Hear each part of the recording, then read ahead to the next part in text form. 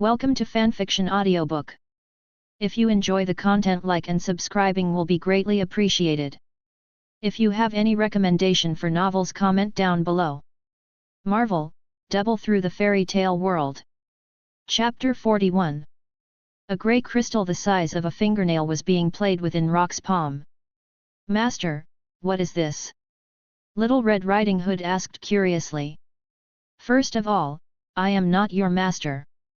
As for this thing, it is the source of that guy's beast transformation."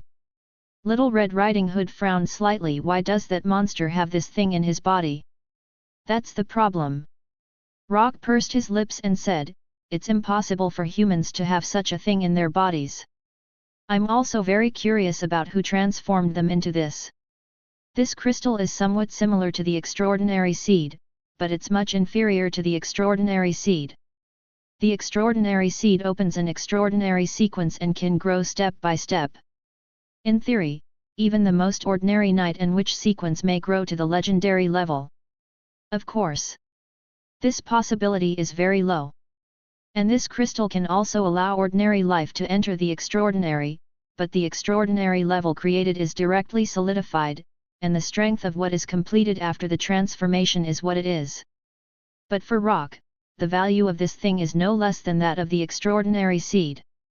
After all, the extraordinary seed is rare, but this thing can be produced in batches, and it is not bad to use it to cultivate a batch of extraordinary cannon fodder. Do you want to try it?"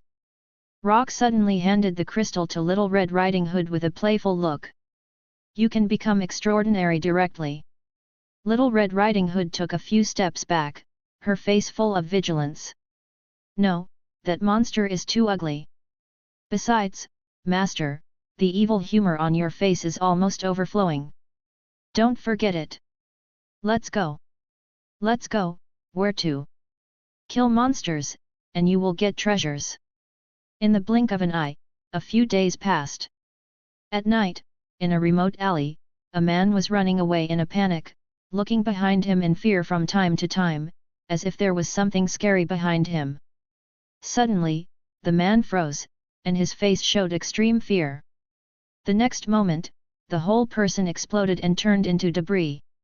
On a tall building, a man and a woman looked down from above. The man was wearing a windbreaker, and the woman was wearing a jacket and stockings. They were Rock and Little Red Riding Hood. After taking a look at the debris below, Rock hooked his hand, as if an invisible rope spread out, and skillfully hooked a grey crystal stone into his hand. "No 17, the efficiency is okay. Next, it's time to play to your strengths again." Little Red Riding Hood pouted. "Master, I'm not a dog, please don't treat me like a dog. Also, when are you going to teach me that move? It's really cool." Rock shook his head. "You can't learn it." This didn't fool the little girl. Rock has been using the same move, formerly known as Witch Whip, which is the only magic that Rock got from the Witch Queen. With such a heaven-defying talent as the ability to upgrade, there is no reason for Rock to waste it. Unfortunately, there are really no serious extraordinary skills in the world of the Witch Queen. After searching for a long time, there are only two that Rock can use. One is the Witch Whip, which condenses magic power into a rope, which can double the pain when hitting the enemy.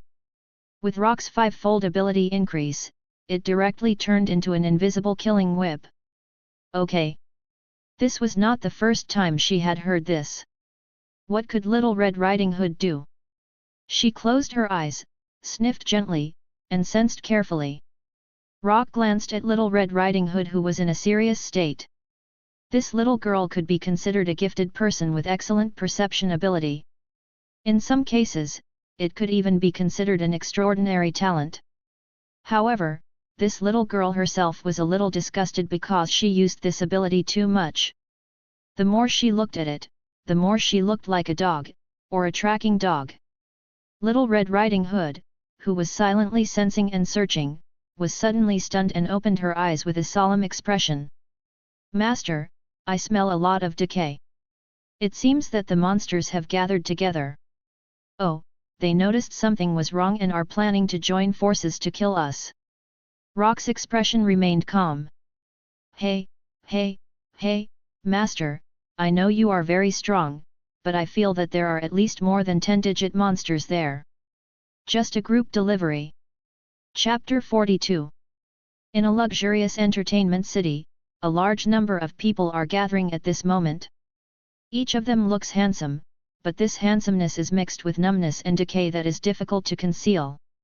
At this moment, the numbness and decay are slightly covered up. Each of them has a very ferocious look, and there is a little fear in the ferocity. Among the crowd, there is a guy who is one level better than others in terms of handsomeness and other aspects. His name is Grey, a new genius of the Wolf Society, and also a madman who is beyond everyone else. Although the Wolf Society pursues a sense of existence and the most wonderful thing, everyone can barely suppress the impulse to kill wantonly. It is not because of kindness.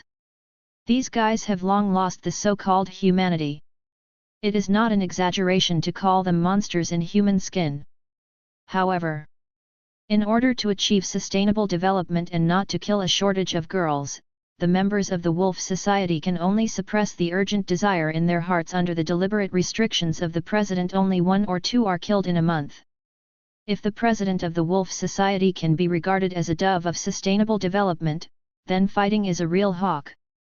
Although he is just a rising star, he is crazier and more tyrannical than the president of the Wolf Society. He doesn't care about the orders given by the president, and madly hunts all the girls he can meet, and sometimes even kills several girls in a day. Driven by crazy instinct, he even pulls up a group of Wolf Society members who are ferocious under the restrictions of the president, and forcibly resists the president's rule. Their slogan is to kill all the girls. The world is big. Kill them all in one city. At worst, go to another city. Such a crazy guy, when he knows that someone dares to resist the Wolf Society, it is conceivable that he is afraid? It doesn't exist. He can only be crazy excited and expectant. The excitement of a powerful prey, the expectation of being able to kill a powerful prey. Just thinking about it, Grey's eyes, which are different from those of other members of the Wolf Society, are filled with a faint red light, scarlet and tyrannical. Recently, several of our compatriots have been hunted. A rabbit that dares to resist us. Find him, tear him apart, and devour him completely. Everyone, have a good hunt tonight. Don't worry about the president's orders, I'll take care of everything. Roar. Awoo. Excited, violent, inhuman shouts and wolf-like howls resounded through the sky. Suddenly. Click, click, click. The sound of footsteps was very clear. It was unknown when this entertainment venue became very quiet. The usual noise and clamor disappeared without a trace. At this moment, even the footsteps became very clear. Grey, who was in the lead, narrowed his eyes with a faint red glow. He sniffed lightly and smelled a faint smell of blood in the air. Gradually, the smell of blood began to become heavier and heavier. Grey's expression changed instantly. It was not fear, nor anger, but excitement, naked excitement. Great, really great. This rabbit, is stronger than I thought. Ha ha, ha ha ha ha, his flesh and blood must be delicious. Awoo. With a wolf howl, Grey's body quickly expanded and transformed. The average werewolf, even if transformed, would only turn into a grey werewolf about 2 meters tall. Grey was different. His body expanded rapidly and exceeded 3 meters in an instant. Bang! A pair of huge claws instantly smashed the ground. Grey, who had completely transformed into a beast, appeared in front of everyone. He was more than 2 meters tall and more than 3 meters long. Just standing there, he gave people a terrifying sense of oppression like an ancient beast, especially a pair of eyes that were different from other werewolves. They released a faint red light, bloody and tyrannical, which was undoubtedly revealed at this moment, just like a terrifying demon without any extreme. Hoo-hoo! Hoo-hoo! Awoo! A member of the Wolf Club quickly followed Grey's transformation into a wolf club. In an instant, the gathering place of this group of people turned into a naked wolf den. Roar! Roar! Roar! Accompanied by violent and excited roars, a group of werewolves roared out. Pa! Rock, who was wearing a windbreaker, stopped. A foul smell hit him in the face. In an instant, a group of werewolves surrounded him completely. For a moment, there were terrifying werewolves all around him, front and back, left and right, and even above him. Rock was not afraid either. He gently adjusted the brim of his hat and said lightly, "I really have entered a wolf's den." Roar! This group of werewolves, who were completely corrupted by their animal nature, were induced by the gradually strong smell of blood. They were completely crazy and attacked Rock without hesitation. In just a moment, Rock's body was completely submerged by the werewolves. Outside the entertainment city, Little Red Riding Hood was trying to arrange something. It seemed to be a large special equipment. I don't know what it was used for. While arranging it, Little Red Riding Hood looked towards the direction of the entertainment city from time to time. Little Red Riding Hood's eyes showed a worried look from time to time. "Master, you must be careful." Although the chief master in the family was ridiculously strong, he faced too many monsters after all. It was only now, only a few dozen meters away from the entertainment city, that Little Red Riding Hood's perception was brought to the extreme. She clearly felt that there were at least more than 30 monsters in that entertainment city. Fighting against 30 monsters alone, is that really something a human can do? Little Red Riding Hood gritted her teeth, lowered her head, and began to arrange the equipment as quickly as possible. She couldn't go in to help, so she could only do her best to complete the task assigned by the master, even though she didn't actually know what the equipment was used for. Faster, better, without any mistakes, this is the only thing she can do. Suddenly, a slender hand with a cold chill, abruptly rested on Little Red Riding Hood's shoulder. "Little girl, I advise you to stop what you are doing." Little Red Riding Hood was shocked for a moment, but her strong psychological quality allowed her to quickly calm down, suppress her fear, and said, "Who are you?" "The man behind me looked elegant. I am probably not a very qualified boss. It's so sad that the little brothers didn't obey and provoked terrible enemies. Unfortunately, I am their boss after all, and I always need to help them solve some small problems." "You are the president of the Wolf Society." Little Red Riding Hood's voice sank. The man shrugged, still in an elegant manner. "It is more appropriate to use a leader. Come, let me take a look at what kind of device this is. Large-scale lethal weapons? Or some kind of transformation equipment? Or something more interesting?" Just as the president was curiously studying it, suddenly, a voice sounded from behind the president. "You say, is there a possibility that the thing is actually just a bait?" At the same time, a strong hand fell on the president's shoulder. Chapter 43. The president's face changed drastically in an instant. He could no longer maintain his previous elegance. His eyes suddenly shone with a scarlet light that was more violent than Gray's. It was too late to turn around and attack the people behind him. There was only one way to escape at this time.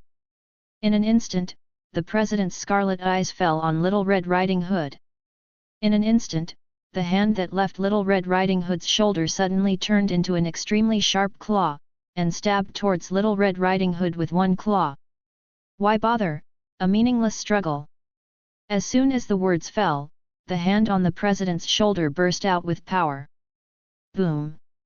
The unparalleled power burst out instantly, and the president's whole body instantly knelt on the ground, his knees deeply sunk into the ground burst inch by inch, and in the distance, one could even hear the sound of bones cracking.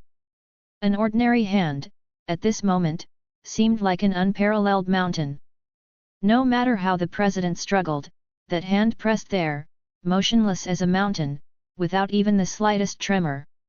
Everything was said to be slow, but in fact it happened in an instant. Until this moment, Little Red Riding Hood barely came back to her senses, turned around, and pouted. I'm just a bait. However, since you are fine, I forgive you.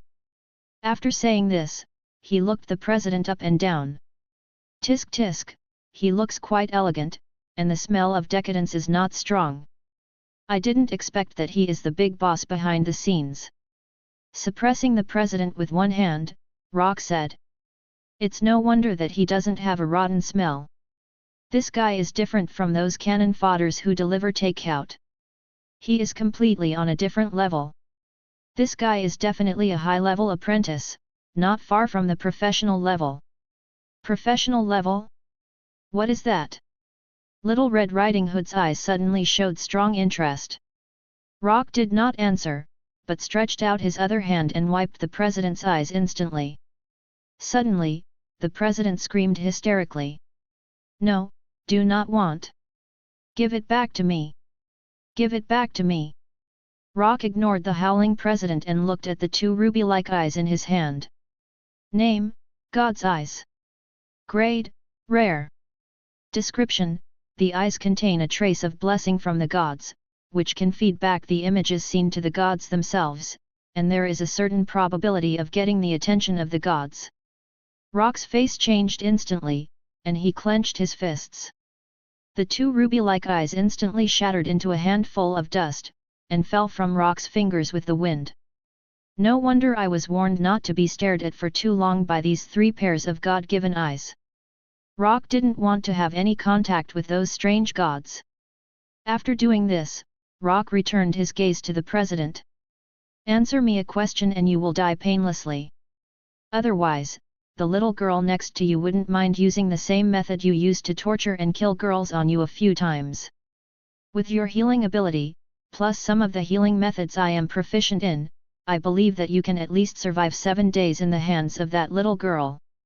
The president trembled all over. Devil. This guy is definitely a devil. Killing for 7 days. Even if they are members of the Wolf Society, they definitely don't want to experience that kind of hell on earth. What's the problem? The president asked tremblingly. Rock glanced at the bustling entertainment city in the distance. Who else has red eyes, besides you and the idiot below? Originally, I thought it was easy to find a werewolf with God's eyes, but from the president's point of view, the werewolf with God's eyes has evolved to a completely different level and can already conceal its own breath, which makes it difficult to find. Hearing this question, the president's trembling frequency increased a lot. Rock's brows knitted slightly. This guy, the amplitude of the trembling is a little bit wrong. Crack. The entire shoulder was instantly crushed by Rock's single hand. The severe pain came, but the president did not wail in pain. Instead, he laughed wildly. Haha, you can't find him. You'll never find him. Haha, ha ha ha ha. Damn human, go to hell with me. With a hysterical roar, the president's whole body swelled up rapidly. Unlike other werewolves' beastly expansion, it was an inflatable expansion. The whole person quickly swelled into a balloon, and then, exploded. Thunder roared, fireworks turned into the sky, and after a moment the smoke and dust dissipated. Rock blocked Little Red Riding Hood behind him with one hand, and with the other hand, he used one hand to block the president's self-explosion that affected the surrounding area of dozens of meters. He casually glanced at the ground that had been leveled by a layer. There was a faint reflection in a ruin. Rock hooked it and a crystal fell into his hand. It was a source of power similar to that of other werewolves, but other werewolves were grey, but this one was red. The most important thing was that after resisting a wave of explosions from the president head-on, this thing actually only became a little dimmer, as if it was consumed a little too much. Apart from that, there was no damage at all. After putting the things away, Rock turned around and took a look at Little Red Riding Hood. Are you okay? Fine. It's all right, let's go. A Little Red Riding Hood pointed to the entertainment city below. Don't we need to take care of that? Rock's mouth curled up a little. No need. It's just a group of takeaways that were delivered to the door automatically. Little Red Riding Hood looked at it with some curiosity. At this moment, the place that was flooded by countless werewolves suddenly roar. A shocking roar exploded, and the werewolves around were instantly blown away. The mysterious guy who was disguised as Rock's body was actually growing inch by inch. In the blink of an eye, he turned into a burly and ferocious terrifying giant. The external armor, huge size and strong physique, just standing there, gave people a sense of oppression like facing mountains and rivers. Compared with this giant, Little Red Riding Hood had a vague feeling that the so-called werewolves were like a group of chicks, and they were not in the same dimension at all. Just as she thought, with the manifestation of the giant's body, the next moment, a unilateral massacre of the werewolves was launched. The red-eyed werewolves were only equivalent to high-level apprentices, and ordinary werewolves only had the strength of elementary apprentices. For a medium-level professional armored giant puppet, it was not much stronger than a group of chickens. "Let's go!" Oh, Little Red Riding Hood came back to her senses with a shocked expression on her face. "Wait, where to go now? Of course, we have to find the real source of the changes in this world. What did the president just say? Didn't he tell us? The mouth can lie, but the emotions cannot. He was afraid, but confident that I would not find it. The answer is obvious. The most unlikely is the most likely. Excluding the Little Red Riding Hood next to me, there is only one answer left." Chapter 44. Deep in the slums, there is a house that doesn't look too special. Instantly, the sunlight enters the room, and what comes into view is another world that is completely different from the appearance of the house, with flowers, green leaves, a few butterflies dancing, and white doves lazily combing their feathers. There is no anxiety, no machinery, and numbness in the modern world. This room seems to be a world of its own, full of a kind of quiet and vibrant beauty, like a special little world full of vitality. An old woman, at this time, was hunching her waist, carefully watering a potted plant, with a plain but sincere smile on her face. Suddenly, the door was pushed open with force, and a familiar figure appeared at the door. The old woman touched her glasses lightly, and when her presbyopia became clearer, the old woman smiled and said, "It's Little Red Riding Hood, why are you back?" Little Red Riding Hood looked at the familiar yet strange old woman in front of her with an extremely complicated look. "Grandma, why is it you?" The old woman rubbed her ears and said in a somewhat awkward tone, "Little Red Riding Hood, what are you talking about?" "Sorry, my eyes are blurry and my ears are not working well. By the way, Little Red Riding Hood, I have prepared your favorite snacks. Come on, go and eat them." Little Red Riding Hood did not move, and continued to stare at the old woman. "Grandma, you know my character. I am not the type who procrastinates or is careless. When I want to know the answer, I must know it." After these words came out, the atmosphere began to become a little silent, and the warm and kind smile on the old woman's face gradually became a little stiff. After a moment, the old woman sighed, "Okay, come with me, I'll tell you all the answers." As she said that, the old woman turned around. Little Red Riding Hood hesitated for a moment and followed her. The natural trust made it impossible for Little Red Riding Hood to completely kill her trust in the old woman even if she had doubts. The two of them walked one after the other, crossing one room after another, and finally came to a locked door in the deepest part. Looking at the door in front of her, Little Red Riding Hood showed a hint of astonishment. "Is this the little house that you, Grandma, have always kept me from touching?" The old woman nodded, walked forward, took out a key, and easily opened the lock on the door. A small wooden door was opened, and what came into view was a small room, a very small room, very old, old cabinets, old beds, old everything. Such an arrangement can no longer be seen even in the slums. This is more like a residence in the last century. The moment she saw this room, Little Red Riding Hood's face changed. She covered her head, and countless pictures seemed to flash in her mind. "It looks so familiar. What on earth is this? What on earth is this? This is our former home," the old woman said in a complicated tone. Our old home. Little Red Riding Hood murmured, looking a little dazed. Yes, my previous home is also a place full of painful memories. Once upon a time, there was a little girl in a small town who liked to wear a red hat. People called her Little Red Riding Hood. She lived with her grandmother until one day, a talking wolf. The old woman told the story. If there were outsiders here, they would find that what the old woman told was the original story of Little Red Riding Hood. Little Red Riding Hood listened quietly, and before she knew it, she was already in tears. Why? She didn't know what she wanted to ask, but she just wanted to ask, very eagerly. Why? The old woman looked nostalgic. Maybe it's because of disgust.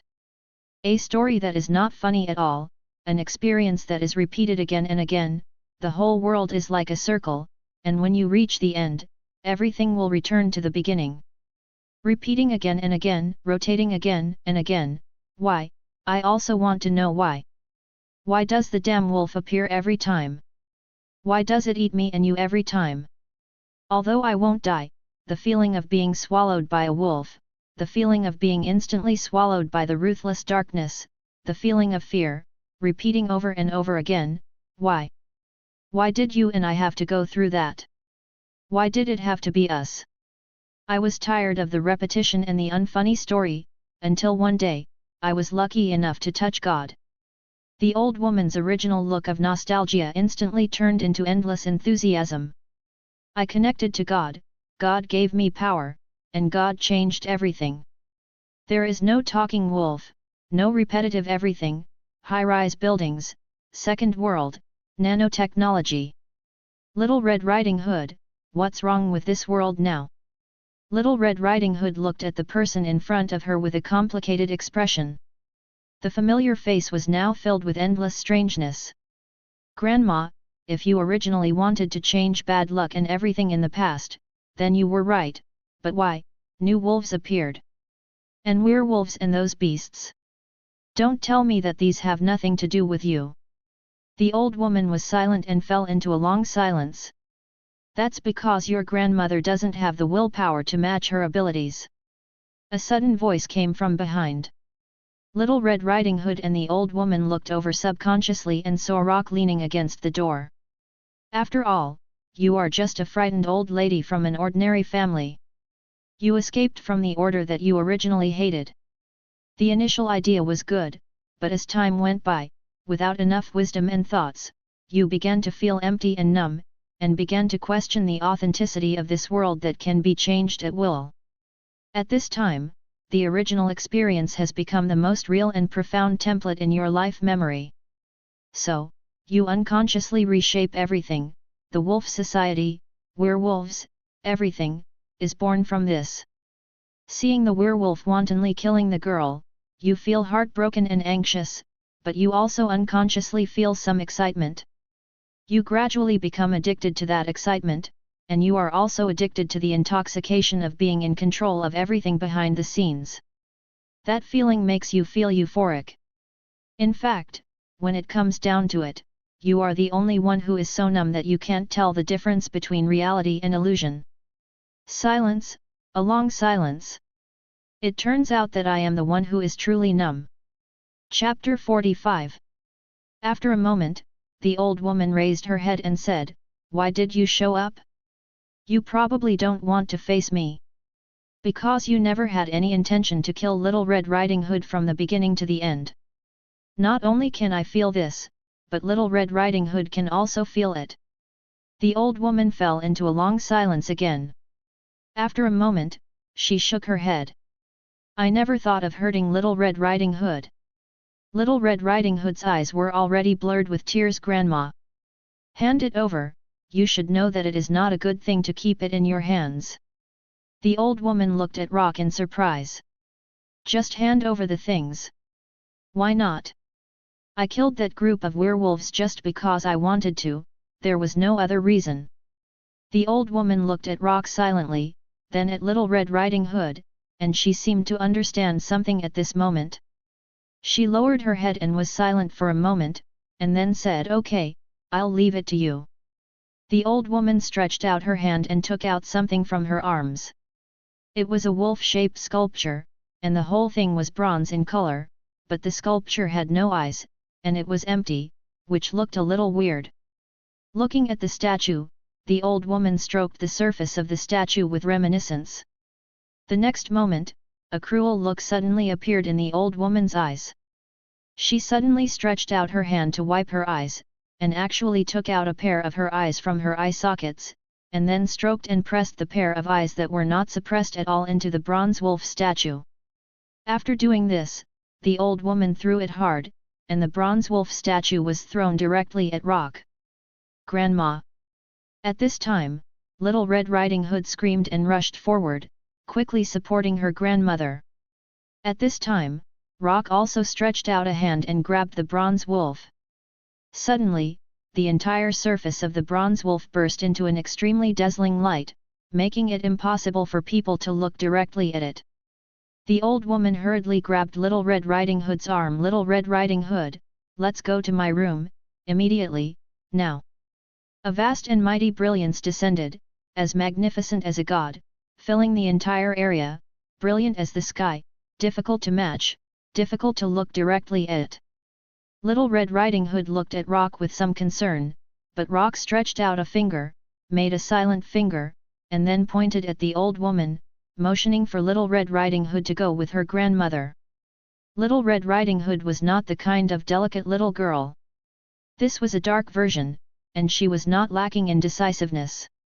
She gritted her teeth, helped her grandmother to walk out quickly. Only after Little Red Riding Hood helped the old woman to leave completely did Rock retract his gaze and fall on the statue again. At this time, the light erupting from the surface of the statue gradually converged, and after a moment, it completely disappeared. At the same time, the bronze wolf also underwent changes different from before. The entire statue seemed to come alive, vivid and lifelike, just like a real wolf. What is this? Divine magic? Resurrection of the dead? The wisdom of all things? The bronze wolf spoke, his voice filled with a kind of superior pride and majesty. This is my body of faith, condensed from the faith of this world. Rock rubbed his chin and nodded. So that's it. Are you the so-called god of truth and falsehood? The bronze wolf frowned instantly. What a vulgar title! How can you, a mere human, know the name of my god? Not a god. Rock frowned, his words were full of disdain. The bronze wolf was immediately furious. How dare you? How disrespectful! I am under the command of my god, the fourth judge, and respected as a demigod. You are just a human being who is being used by others, and you dare to look down on me? This crime will be punished by heaven's punishment. The fourth judgment, demigod, haha, what an incredible guy! Snort.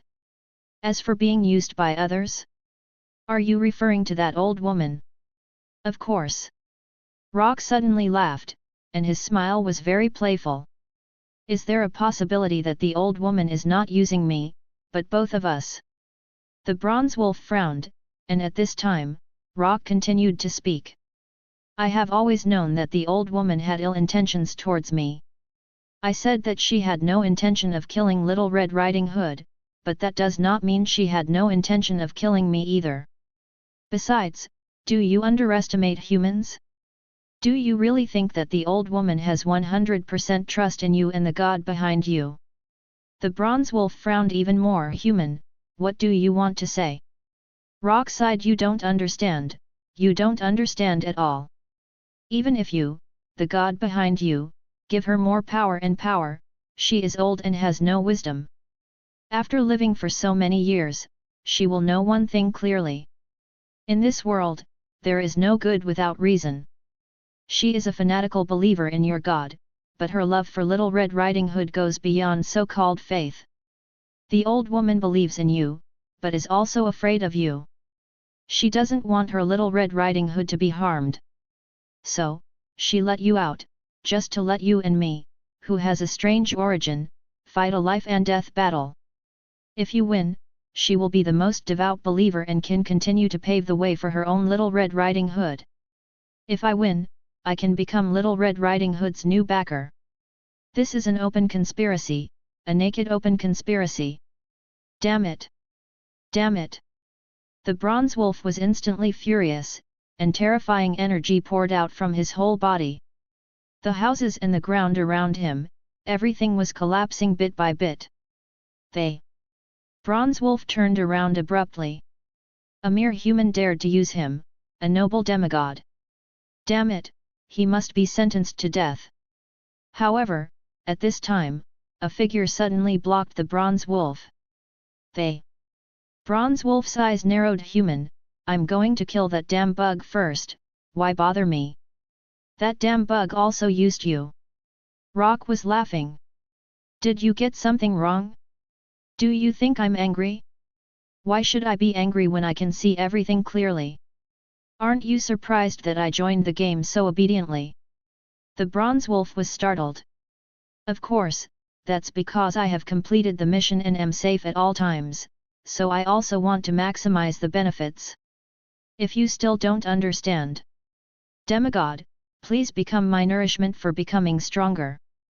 Chapter 46. Roar. The deafening roar resounded through the sky, and the terrifying momentum soared into the sky, stirring up the clouds in the sky.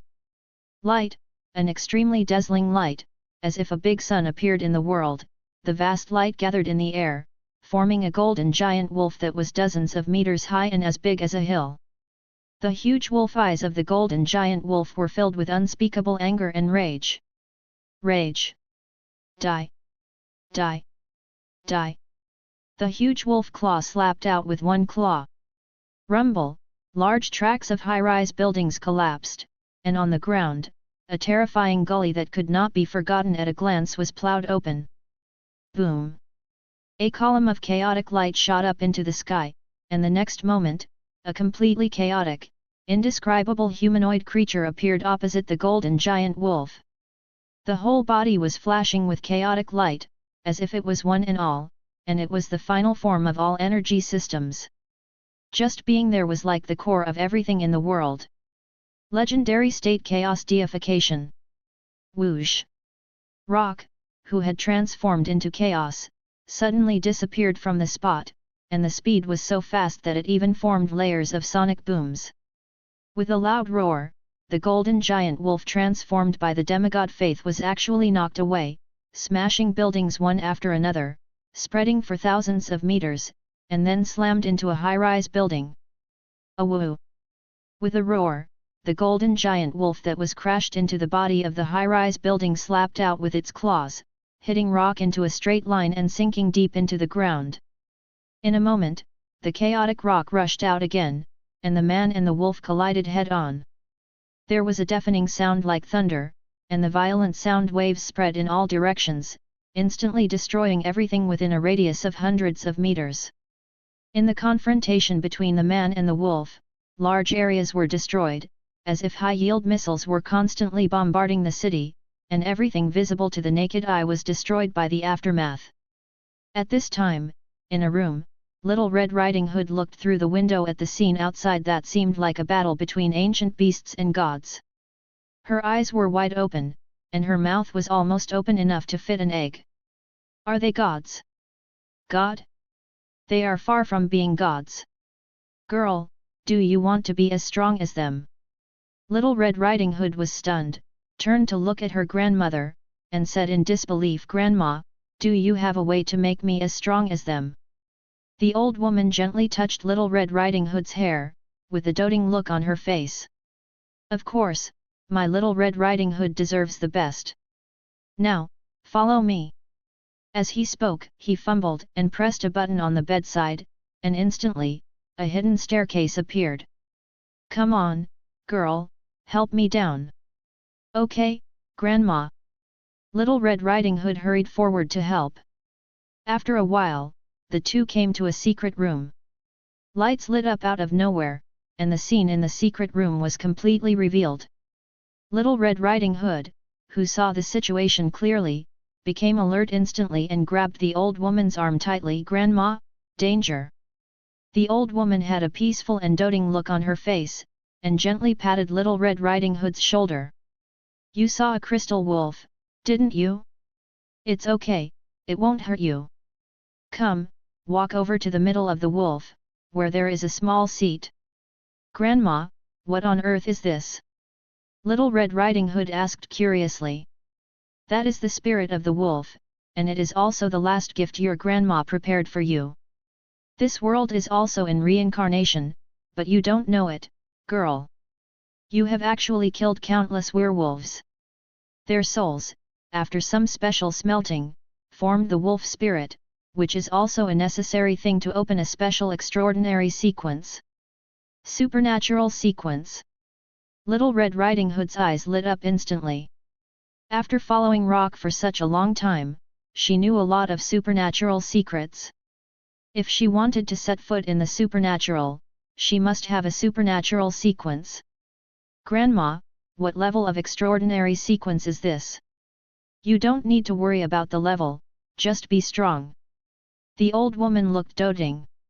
All right, girl, go quickly. Little Red Riding Hood nodded immediately and walked to her seat. The old woman who had lost her eyes groped her way to a position and pressed hard. In an instant, the entire wolf spirit flashed with crystal clear light. Little Red Riding Hood looked around curiously. Grandma, is it ready? No, there is still one last step. The old woman suddenly stared at Little Red Riding Hood with her empty blind eyes for a few seconds. Girl, be good in the future. Eat more, you are so thin. Also be careful of the men out there, they all have bad intentions. Girl. Hearing her grandmother's endless narration, Little Red Riding Hood gradually began to feel uneasy. Grandma, what are you going to do? As she spoke, she began to struggle violently. The old woman smiled and shook her head. I am old, I have become too nagging. Girl, take a nap first, when you wake up, you will get everything you want. Don't worry, Grandma will always be with you, but in a different way. After she finished speaking, the old woman pressed a button again, and an electric current spread throughout Little Red Riding Hood's body. Little Red Riding Hood's eyes went dark in an instant, and she slowly collapsed. In the last moment of her coma, Little Red Riding Hood still looked straight at the old woman's position, and her lips kept moving. She had noticed something uneasy, reluctant, and urgent. Unfortunately, her consciousness was out of control and completely fell into a deep sleep. At the last moment, there seemed to be crystal tears flowing in the corners of her eyes. The old woman looked deeply at Little Red Riding Hood for a while, and then, smiling, she walked towards the wolf spirit. Gradually, her whole body turned into light and completely merged into the wolf spirit. Wolves are evil by nature, and only the ultimate love can completely melt the evil in them and refine the wolf spirit into the most perfect guardian spirit. In this way, the legendary sequence Dark Knight Beast King Hunter can be opened. Chapter 47. Grandma! Grandma! Little Red Riding Hood woke up with a terrified scream. Where's my grandma? Where's my grandma? Little Red Riding Hood looked around, her face becoming more and more anxious. You can't find your grandma. Rock's voice suddenly sounded. Little Red Riding Hood was stunned for a moment, and then 2 lines of hot tears rolled down. In fact, she had a premonition before, she was not stupid, and her grandma's previous behavior was very wrong. But, she had a little hope in her heart. What if grandma is okay? At this moment, even the seemingly endless power in her body did not cause Little Red Riding Hood to care at all. Why are you crying? I just can't find it now. Little Red Riding Hood was slightly stunned, and then said with a bitter face, that's right, Grandma said that she would stay with me in a different way. But I don't want to, not at all. I'm not talking about that. Your grandmother has become a part of the power in your body. Her whole body and even her soul have been completely integrated into it. This also means that your grandmother's soul is still intact. Even if there is no soul, there is a way to revive, not to mention that there is a complete soul. Really? Little Red Riding Hood asked with tears in her eyes. Of course. Instantly, Little Red Riding Hood wiped away her tears and clenched her fists tightly. I will definitely revive my grandma. Little Red Riding Hood's personality is not that of those soft little girls. She is a dark Little Red Riding Hood, ruthless and tough. She recovers at an absurdly fast speed. In a few breaths, the tears on her face disappeared without a trace. It's not that she is weak in emotion, but that she has suppressed the matter in her heart. At this time, Little Red Riding Hood has time to pay attention to Rock. By the way, are you okay? That wolf looks very powerful. Then, she walked forward and observed Rock. Suddenly, Little Red Riding Hood's eyes narrowed sharply, and she stared at Rock's chest. She saw that there was a terrible penetrating wound on Rock's chest, and she could even clearly see the internal organs. How could it be? Little Red Riding Hood rushed forward and started to operate in a panic. Rock just shook his head and smiled slightly. This is nothing. With my physique, I can fully recover in 1 day at most. After all, it is the faith body of a demigod. It is worth exchanging such a wound for the other party's life. Here we have to admit that it is worthy of being the faith body of a demigod. Even with Rock's legendary physique immune to 70% of physical damage, it still injured Rock's body like this. The attack power is really strong. Little Red Riding Hood pursed her lips. Sorry, you didn't have to bear that. It was my grandma who plotted against you. Rock shook his head. I'm not stupid. If it weren't for my own will, your grandma wouldn't have been able to plot against me. Besides, the harvest this time is ridiculously large. I am very satisfied. A happy arc appeared at the corner of Rock's mouth. The next moment, Rock spread out his hand, and in his palm, a crystal golden gem floated. What is this? Little Red Riding Hood asked curiously. The source of power, the crystal of light, the skill package, the shining fruit, whatever you want to call it. I can probably understand the rest. I have also read the novel, but what is the shining fruit? A special fruit? This time, Rock did not explain. The shining fruit was just a spoof name. In fact, it was not completely a spoof. The wolf was originally a demigod of light, and the faith body inherited some of the other party's essence. The thing left after being blown up was really similar to the shining fruit in the pirate world. He put the thing away casually. The reason why Rock did not choose to absorb it immediately was that he was going to go back to ask the big bald-head Ancient One for help to see if there was any trick in it. After all, it involved a demigod, especially with a real god standing behind the other party. It's not too much to be careful. After doing all this, Rock turned his head and looked out the window.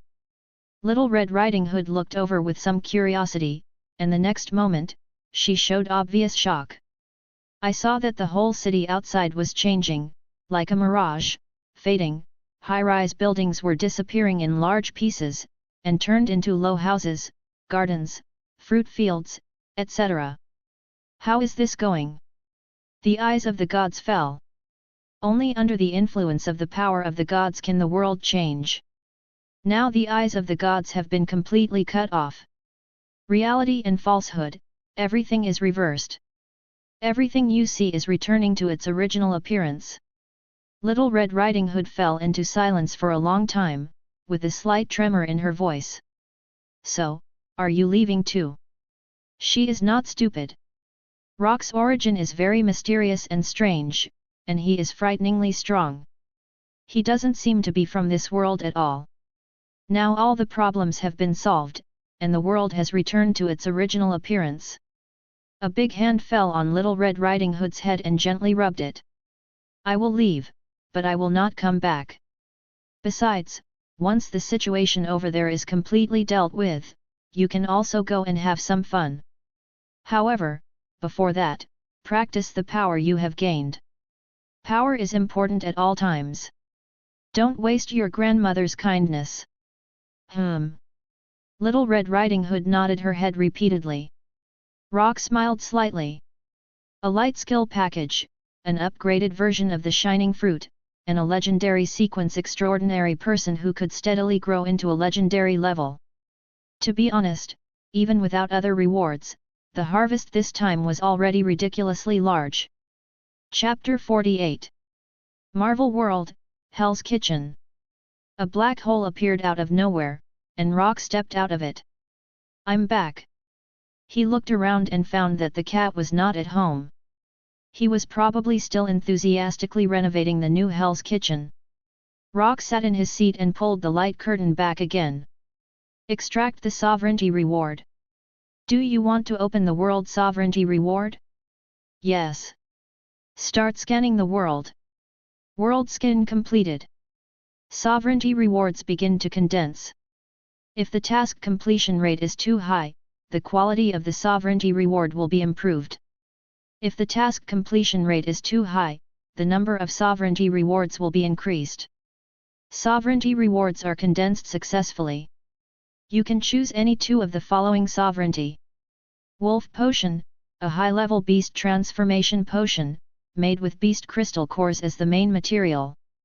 After successful refining, the apprentice level can obtain a grade +2 potion, and the professional level can obtain a grade +1 potion. Just the first reward made Rock's eyes light up.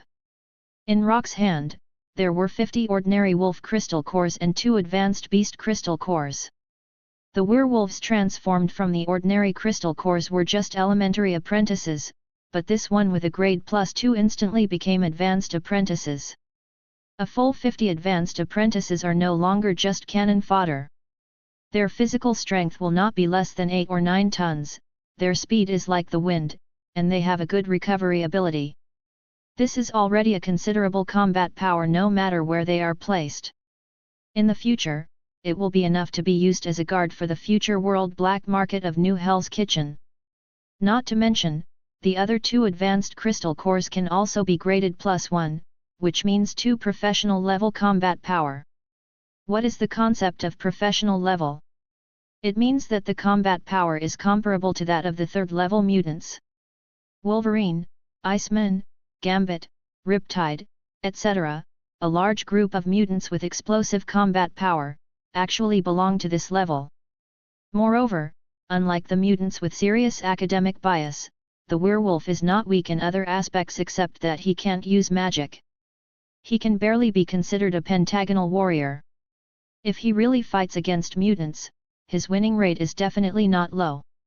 This kind of strength is perfect for being the captain of the black market guard in the other world in the future. Rock's eyes fell quickly, looking at the reward below with full expectation. Wolf King Roaring Bullet, special skill, gather a powerful energy bullet from the mouth and shoot it, with great destructive power. It's a pity, this reward is actually not bad. If Rock hadn't killed a demigod incarnation in the end and received the skill gift package from the demigod, it would not be bad to choose this. With the skill gift package from the demigod, this skill seems useless. Illusion and reality, rare set up a layer of false and real barrier, everything inside can be freely constructed, PS, the things that can be constructed can be touched and used, but they are not real in nature. Rock raised his eyebrows and continued to read on. Resurrection, universal after death, you can be resurrected twice in this world. After thinking for a moment, Rock said choose. The chance to revive is quite important, but it is not difficult to obtain it.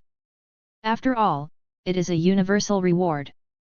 If you really need it in the future, Rock can even find a way to specially create a batch of resurrection opportunities. Rock leaned back in his seat, tapping the armrest. One can train a large number of younger brothers, and the other can be set up in Hell's Kitchen, build a layer of barrier, and then build an exclusive black market in the other world. This time, my black market plan in the other world can be officially started. Why is Rock so focused on building the black market in the other world? The reason is very simple. In this world with superhumans, it is necessary to build a supernatural force.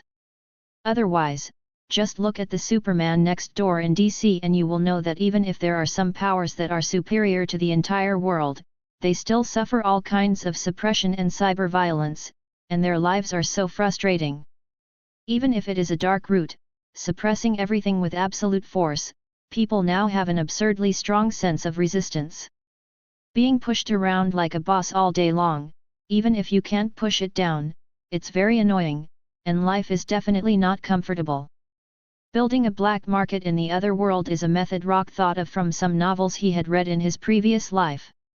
What is the most powerful in those immortal worlds? It is the Holy Land of Immortals, which is superior to the country. That is the existence that truly controls everything. It is not very convenient for the Marvel world to create that kind of Holy Land, and there are similar organizations. Kamar-Taj and Asgard can barely be counted. The black market in the other world is different. This market, similar to the world of immortal cultivation, once it becomes an irreplaceable place in the hearts of all superhumans, then Rock, the lord of the black market, will become a role like an arbitrator in the superhuman world, and can completely influence all superhumans by influencing the black market. If you can find a way to open up a few promotion routes for ordinary people at the top, this will be a holy land that is not a holy land. One word can make a country prosperous, and one word can change a country's regime. It's no joke. At that time, power and majesty can be held in one hand. Chapter 49. Rock looked up at the very familiar Kathmandu, Nepal.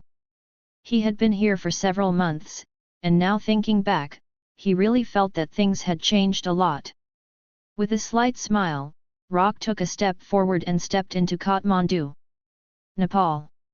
The moment Rock stepped into Kathmandu, Nepal, a circle of light rose up. Rock was familiar with this circle of light. It was the Kamar-Taj mystical portal. The portal opened, and no one walked out of it. It was just there, as if welcoming Rock's entry. Rock did not hesitate and stepped into it. As long as he didn't go crazy and contact the dimensional demon, or have any stupid ideas about destroying the world, this supreme wizard is absolutely a friendly figure. An ordinary room that is definitely not luxurious, a tea table, and a bald head, this is all Rock saw. Please. The supreme mage Guyi pointed to the opposite side. Rock also landed openly and said with a smile, I thought I would not see you, the supreme mage, this time. The supreme mage's originally indifferent face froze, and he glanced at Rock. I don't mind meeting you, but, I'm sorry, I don't have any intention of recruiting a son-in-law. Rock's face showed a strange look. So, according to the original route, I really did it this way. According to his plan before activating the double penetration ability, his first choice was to find the supreme sorcerer to cling to him. Of course, clinging to him is one thing, but he still has to show off his face. The original idea was to learn Kamar-Taj magic. Now, after hearing what the supreme sorcerer said, Rock estimated that his qualifications for learning Kamar-Taj were not high, and he might not even have any qualifications at all. According to his original idea, in this case, he might really find ways to eat a hot soft rice. Tisk tisk, what a pity. Rock has seen the Ancient One when he was young. He had an extraordinary temperament and was a beautiful woman with temperament. As for his slightly old appearance now, the Ancient One is a timekeeper. It would be easier for him to regain his youth than to eat and drink water. The Supreme Sorcerer sighed. Okay, let's not talk about that. I can't argue with you. As a timekeeper, the Ancient One has seen too many timelines and knows very well what kind of person he is. He is an absolute egoist. To what extent is he selfish? This guy actually doesn't mind pursuing an old woman who is 500 years older than him. In one timeline, she was even curious, ahem. I can only say that selfishness is selfishness, but he is still good to his own people. To be honest, the Ancient One actually has a good impression of this guy. Take out the things. Rock didn't hesitate and took out the items dropped by the demigod. For a timekeeper, unless Rock never uses it, he probably knows everything. The law of time is so unreasonable. Time is supreme and space is king. It's not said for nothing. Ancient One casually wiped it with his hand, and a faint green light flashed for a moment, and then he casually threw the thing back to Rock. This is a sub-god level god who is proficient in the power of light. If you use this power, you may be affected. Forget it, it won't affect you much, you will find the most suitable path for yourself in the future. Rock raised his eyebrows, so the demigod in the fairy tale world is the counterpart of the sub-god in the Marvel world. In addition, what is the most suitable path for yourself? Light system? Rock is not actually ready to keep going down this path, but now listening to what Ancient One said, an idea suddenly popped up in Rock's mind. The one who is most compatible with light is definitely the Kryptonian physique.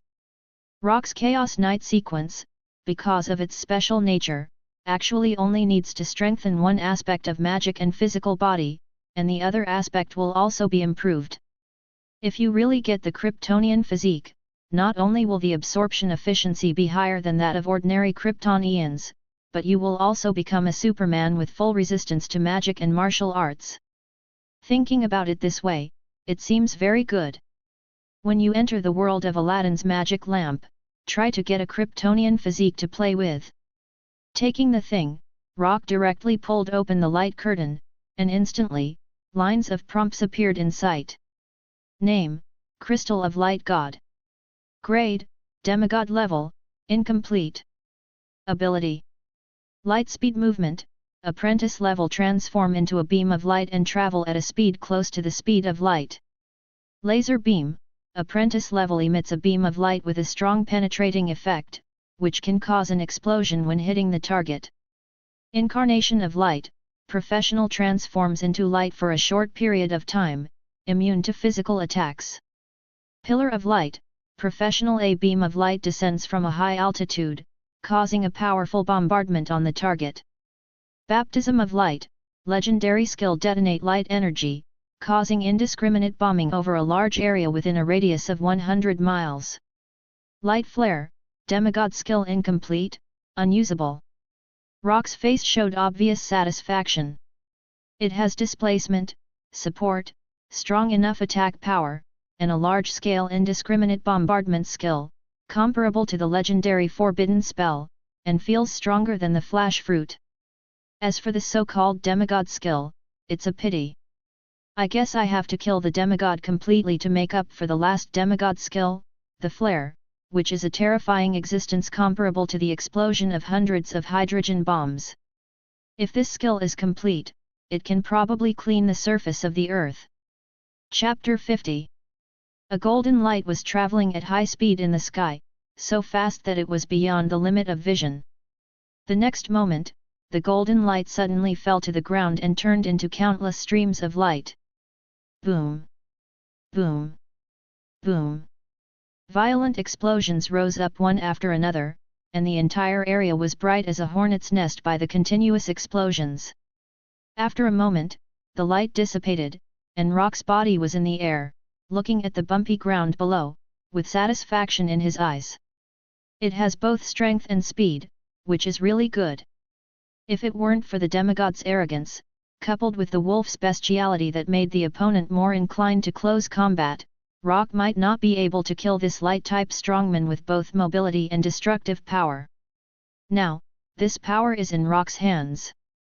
Rock is not a beast, and coupled with the ability upgrade, this heaven-defying talent that increases the skill effect 5 times, these light-type skills are more perfect in Rock's hands, far surpassing that stupid wolf.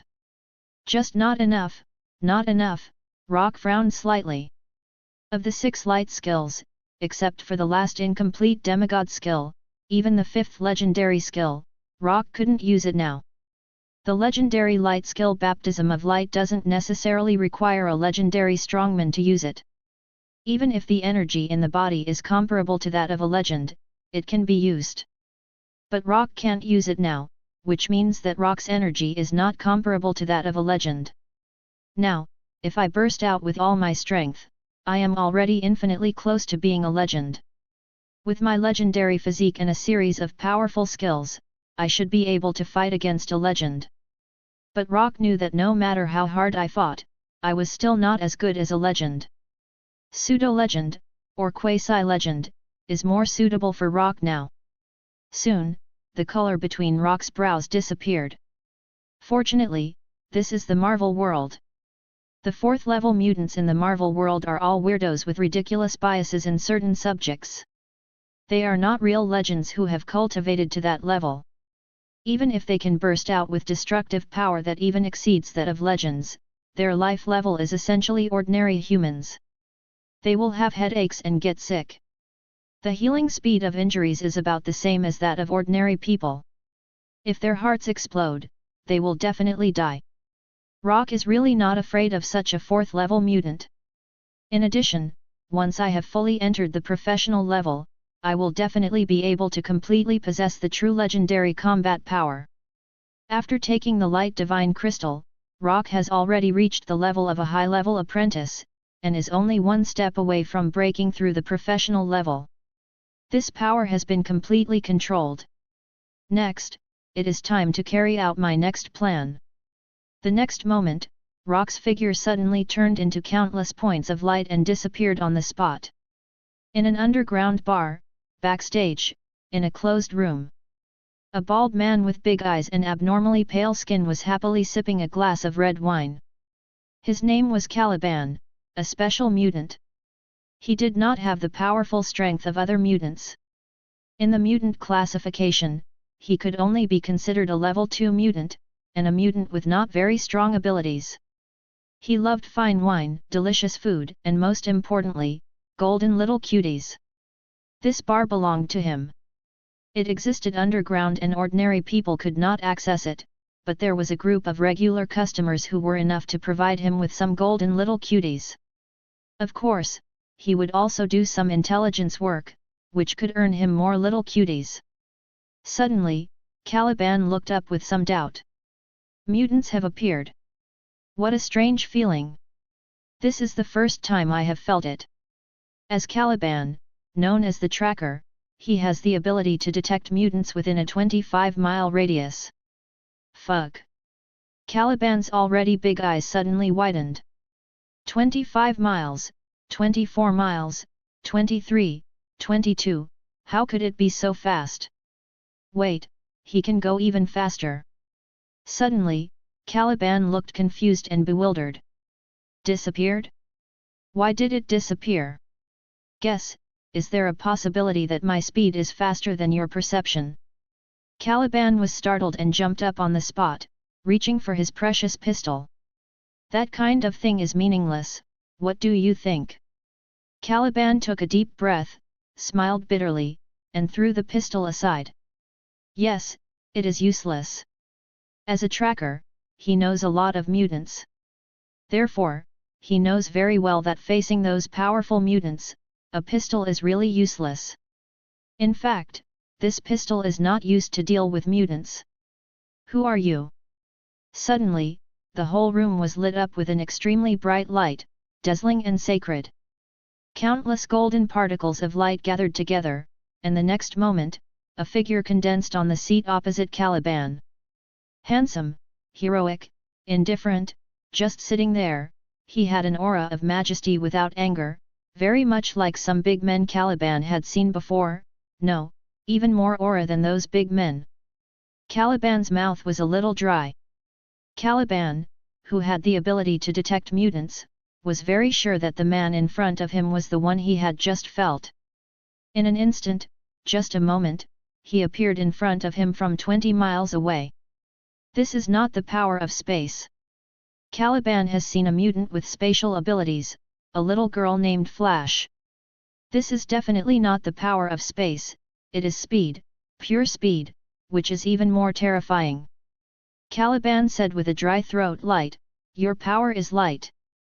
No one answered him, but the answer was obvious. The terrifying and incomprehensible speed, coupled with the unconcealed appearance just now, easily led to a truth that was completely unacceptable.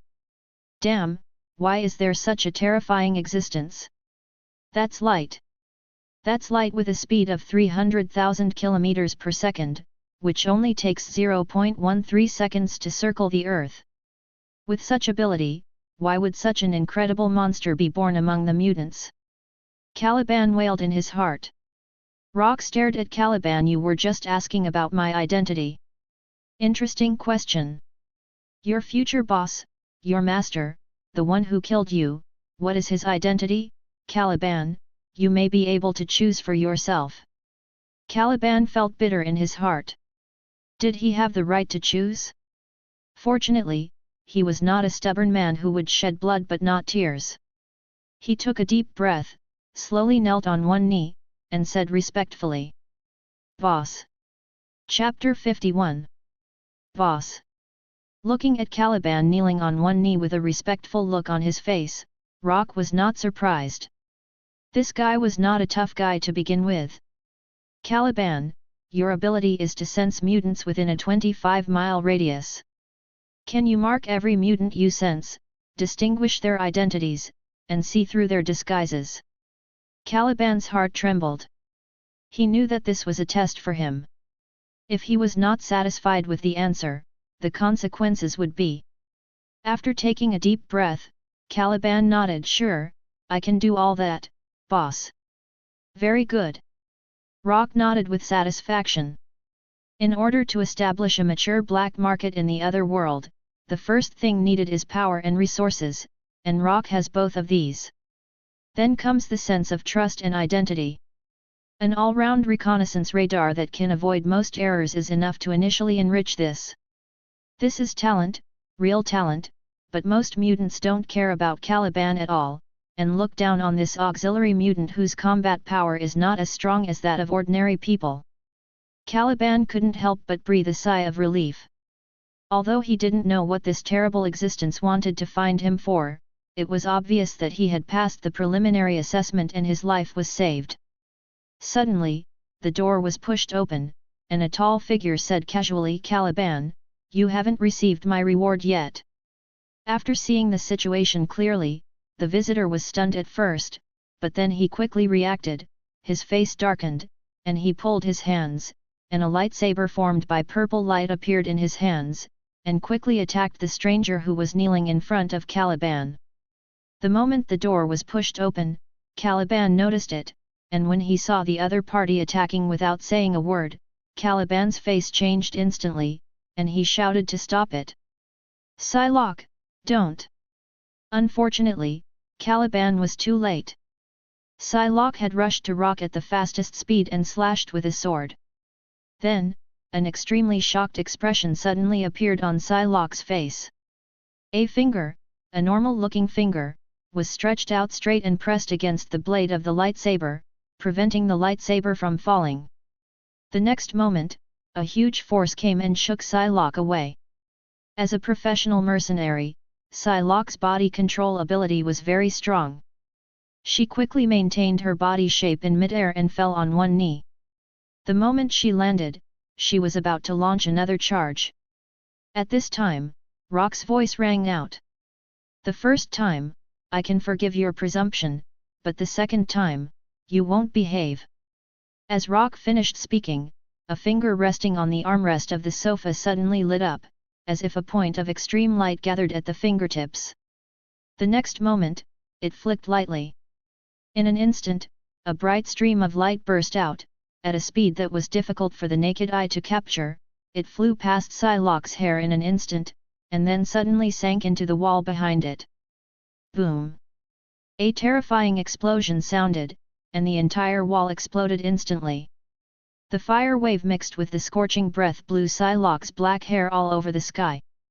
Turning back in a daze, he took a look at the wall that had completely disappeared. Gudong!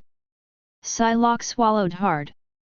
As a professional mercenary, Psylocke had a very high level of professionalism, which was why she immediately took action when she saw that Caliban, the boss, was in trouble. However, no matter how high her professionalism was or how strong her professional ethics were, she was still afraid of death. After all, she only had one life. "Come here." Psylocke hesitated for a moment, then obediently walked in front of Rock, knelt on one knee like Caliban, and showed her gentle side. Caliban said carefully, "Boss, Psylocke is actually very capable. She will be a great." Rock glanced at Caliban calmly, and Caliban shut up instantly. "I know her talent and potential better than you do." The next moment, Rock stretched out a hand and fell on Psylocke's hair, loosening the hair that was tied together. You are not suitable for that tight hairstyle. Psylocke hesitated. This is not suitable for fighting. Psylocke certainly knows how to look better, but compared to looking good, she cares more about comfort in battle. That's just because you are not strong enough now. Psylocke pursed her lips. She couldn't refute this. In fact, Psylocke was not really that strong. She was only a level 2 mutant in the mutant classification. The mutant classification was not completely divided according to strong and weak, but also involved potential and so on. For example, Iceman was defined as a level 5 mutant, but in fact, a level 2 mutant, Fireman, could beat him. The difference between the two was in potential. Psylocke was a level 2 mutant with relatively strong combat power. The ability to create objects with telekinesis is indeed great, but this is not all you have. Your true potential comes from another ability of yours. Another ability? Psylocke's face showed confusion. How could she not know that she had a second ability? Telepathy, this is the direction in which you have the most potential. Psylocke's eyes lit up. Mutant bipolar, like Professor X. Yes. You even have the potential to surpass Professor X. Psylocke's eyes widened instantly. How is it possible? It is possible, but it is difficult to do. As a rare dual ability person, Psylocke's official data shows that she has the potential to become a 5th level psychic mutant, and can also develop the psychic attack ability of Mind Blast. In some cases, Psylocke is actually more dangerous than Professor X.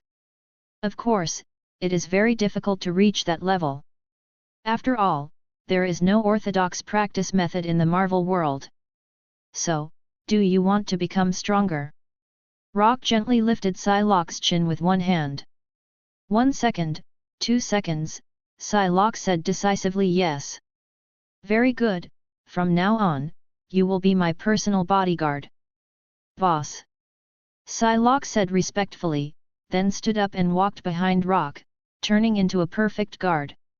With Rock's strength, guards were naturally unnecessary, but not needing didn't mean not having them. No one would refuse a beautiful, hot, and potential guard, right? Rock's eyes turned to Caliban. Caliban, I have no shortage of ways to make you stronger. As a fellow mutant, but only the lowest level 1, how far you can go depends on how much you can satisfy me. Caliban's breathing became rapid instantly. As a being with no fighting power, almost a disgrace to mutants, how could he not want to become stronger? However, there was no other way. Once mutants awaken, their present and future are almost certain. Except for a few mutants, most of them have no growth potential at all.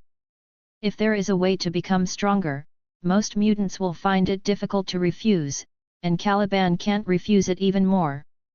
Boss, your order is my guide, even if it costs me my life. Caliban bowed his head deeply, showing his respect. Rock nodded without comment, and the next moment, the whole room suddenly lit up with an extremely bright light. After a moment, the figures of the 3 people disappeared without a trace, as if they had never appeared. Chapter 52. In the tallest building in Hell's Kitchen. Felicia, the black cat who hadn't been seen for a long time, hurried over. Why did you call me here in such a hurry? There are still many things to be done. Since the cat has aroused his passion for work, he has become a workaholic. He works hard every day to build a new Hell's Kitchen. No matter how demanding the capitalists are, they can't say no. Rock gently brushed away a strand of Felicia's messy hair. Those are not needed. I asked you to come here today to witness a miracle, a magnificent miracle. A magnificent miracle. Felicia the black cat has the nature of a cat, and her curiosity was instantly aroused. What kind of miracle is it? Rock didn't answer directly, but changed the subject. Did you find the person I asked you to find? The black cat Felicia was a little unhappy. I don't know that cats are very curious. After hearing Rock's question, she answered honestly. Found it. According to what you said, 50 fighters with good professional qualities were all former subordinates of Kingpin. In addition, I have also contacted several of Kingpin's right-hand men, and 2 of them are willing to join, one is Ironhead and the other is Scar Eye. The latter is not bad, I have heard of him, he is Kingpin's real right-hand man. As for Ironhead, I don't like him very much, he is very frivolous and has no loyalty. Those are not important, just having them is enough, they will soon become my most loyal warriors.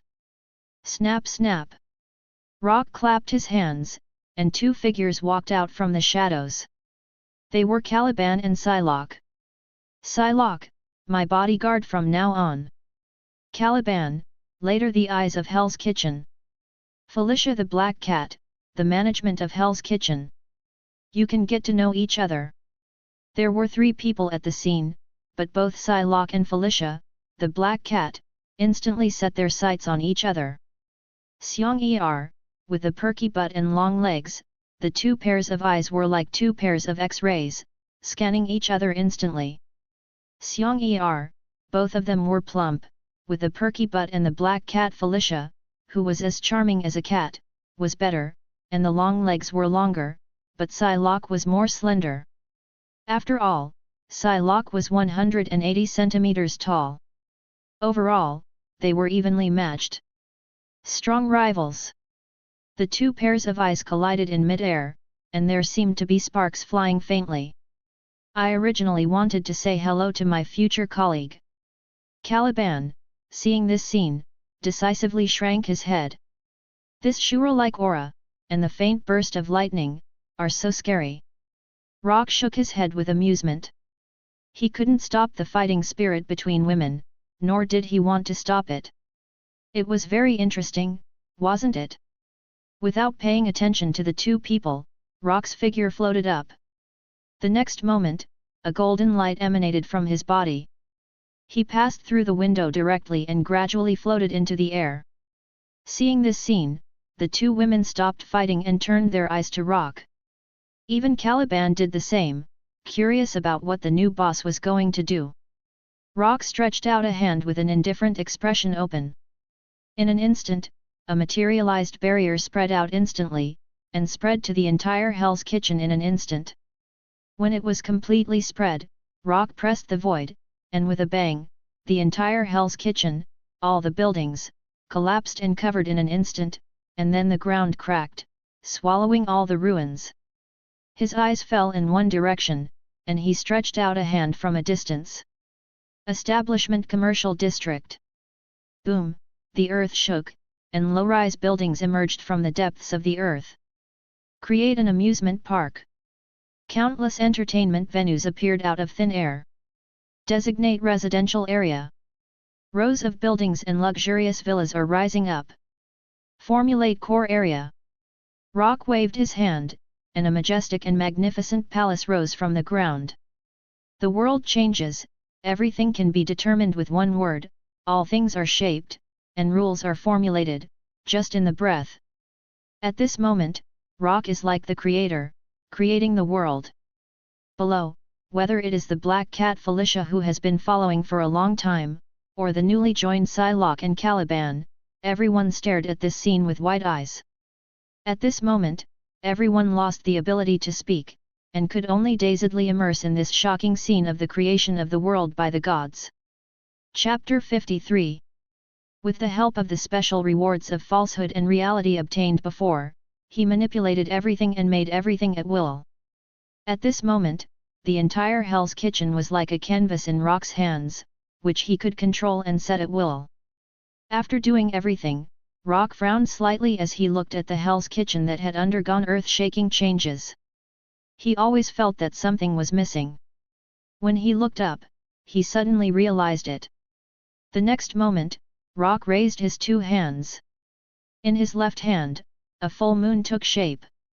When he walked on it, a sun slowly appeared. When the sun and the moon were completely formed, they slowly floated up and dotted in the air. At this moment, the shocking scene of the sun and the moon in the same sky became the unique scenery of this area. After doing all this, Rock's body exploded instantly and turned into countless light particles. A moment later, he appeared in the central hall. At this time, the black cats Felicia, Psylocke, and Caliban were still in a daze and could not come back to their senses. Countless light particles gathered and finally gathered into a figure, appearing on a seat. Seeing Rock's appearance, the black cat could no longer hold back its shock and pounced on him, wrapping one of Rock's arms tightly around his own drowning ravine, with a blush of extreme excitement on his face. "How did they do it? How did they do it? Have you become a god?" Rock smiled faintly. "It's just a transformation of a Hell's Kitchen. If a god is only at this level, it's too insulting to the title of god. I don't care, in my heart you are God, my god. So cool." Rock shook his head and stopped paying attention to the obviously overexcited black cat Felicia. His eyes turned and fell on Caliban. Being stared at by Rock, Caliban shrank his head first, then felt it was impolite, and immediately raised his head again and looked at Rock.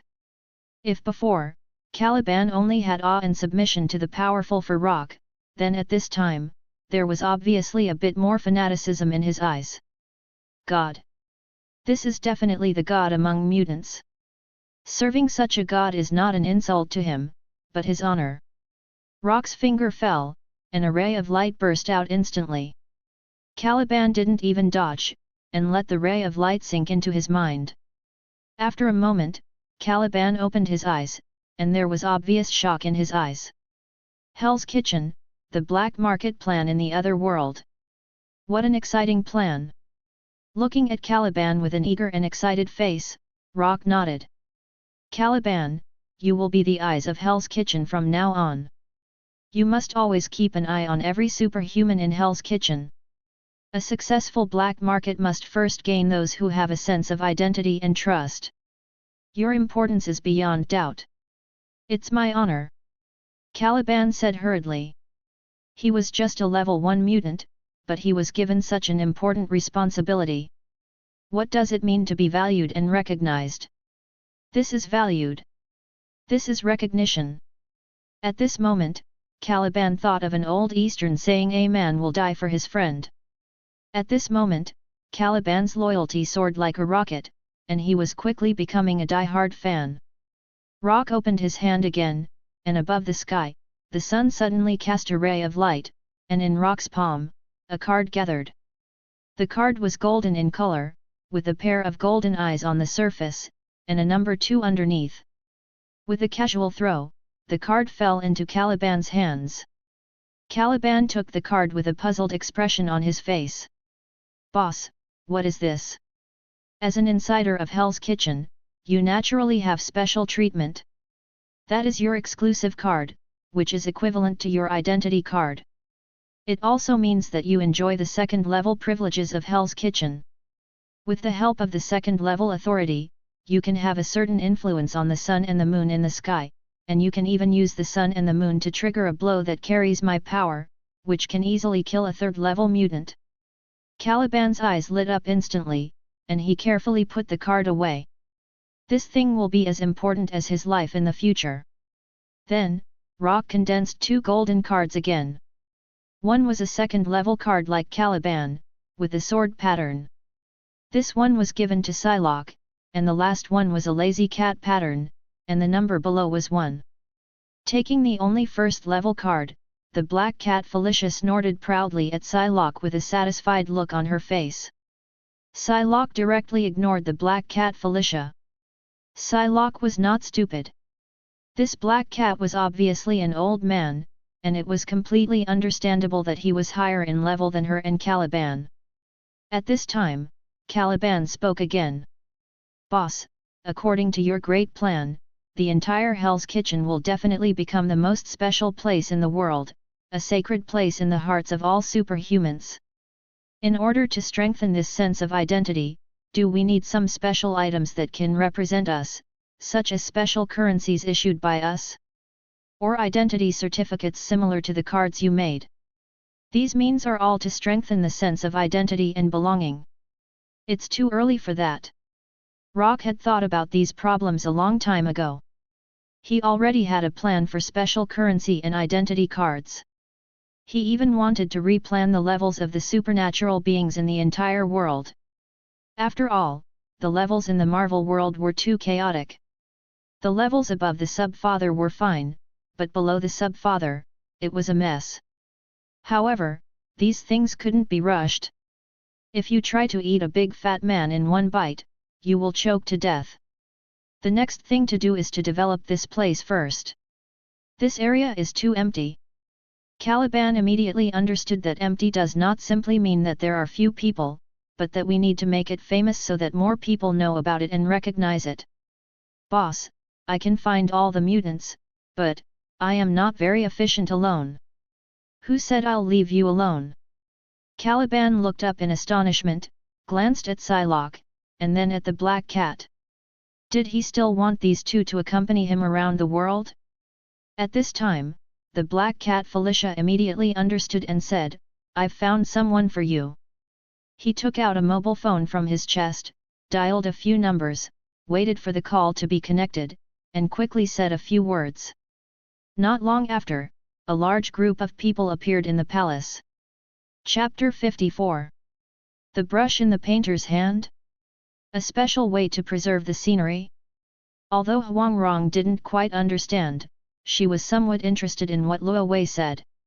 "Sir, can I use this?" she asked Luo Wei tentatively, wanting to try out this thing called a camera to see if it was as useful as she imagined. Luo Wei naturally would not refuse this and patiently taught Huang Rong how to use the camera. Although Huang Rong was from an ancient time, the use of a camera was not complicated and anyone could learn it. After a while, Huang Rong mastered the use of the camera and wandered around Peach Blossom Island with it, wanting to take pictures of everything she saw. This is normal and many beginners have this idea. After a while, Huang Rong suddenly thought of something and asked, "Sir, can this camera also be used to take pictures of people?" "Sure." "Then, sir, can you take a picture for me?" Luo Wei nodded, took the phone from Huang Rong, asked Huang Rong to stand under a peach tree, and took a picture of Huang Rong and the peach tree. In the photo, Huang Rong, who was so beautiful that she couldn't look directly at her, stood under the peach tree. She looked back suddenly and showed a charming smile. Luo Wei had to admit that some people were really photogenic and the photos they took were really good looking. But at the same time, Luo Wei had to admit that his photography skills were really average. He didn't show Huang Rong's beauty thoroughly. Fortunately, Huang Rong didn't care about this. She looked very happy in the photos. Soon, the two of them left various group photos on Peach Blossom Island. At noon, the two returned to the center of Peach Blossom Island and found that Huang Yaoshi and Zhou Batong had drunk too much and were sleeping soundly in the pavilion. Feng Heng and Shagu were cleaning up the mess. Chu Lingfeng saw the two of them coming back and hurried forward to greet them. "Young master, junior sister, you are back." Feng Heng breathed a sigh of relief when she saw her beloved daughter coming back. She was really afraid that Luo Wei would eat her daughter up. If Luo Wei knew what Feng Heng was thinking at this moment, he would definitely roll his eyes. Huang Rong was not yet 18 years old at this moment.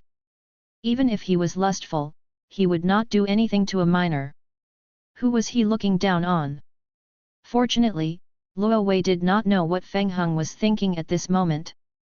He asked Huang Rong to go to the kitchen to make him lunch, and then said to Chu Lingfeng and Feng Heng who were cleaning up the mess, "I have already been around Peach Blossom Island, the scenery is really nice, but I plan to leave Peach Blossom Island."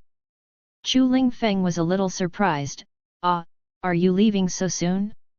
"Sir, don't you plan to stay for a few more days?"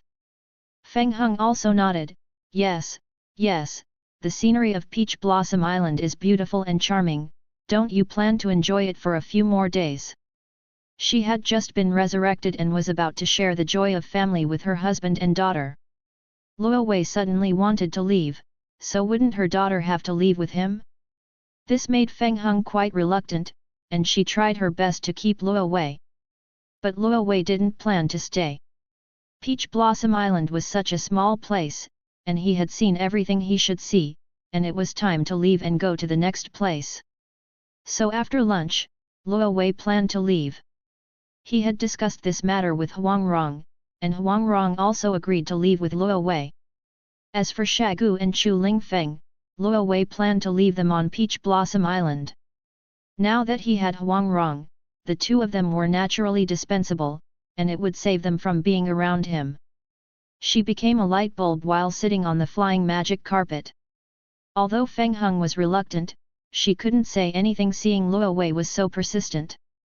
After lunch, she took her daughter to talk for a long time, telling her all the thoughts over the years, which made Huang Rong burst into tears. In the end, the two said goodbye reluctantly. Luo Wei took out the flying magic carpet and took Huang Rong away from Peach Blossom Island. On the way out, Huang Rong sat on the flying magic carpet and cried, which was pitiful. To read the exciting novel, go to Falu Novel Network.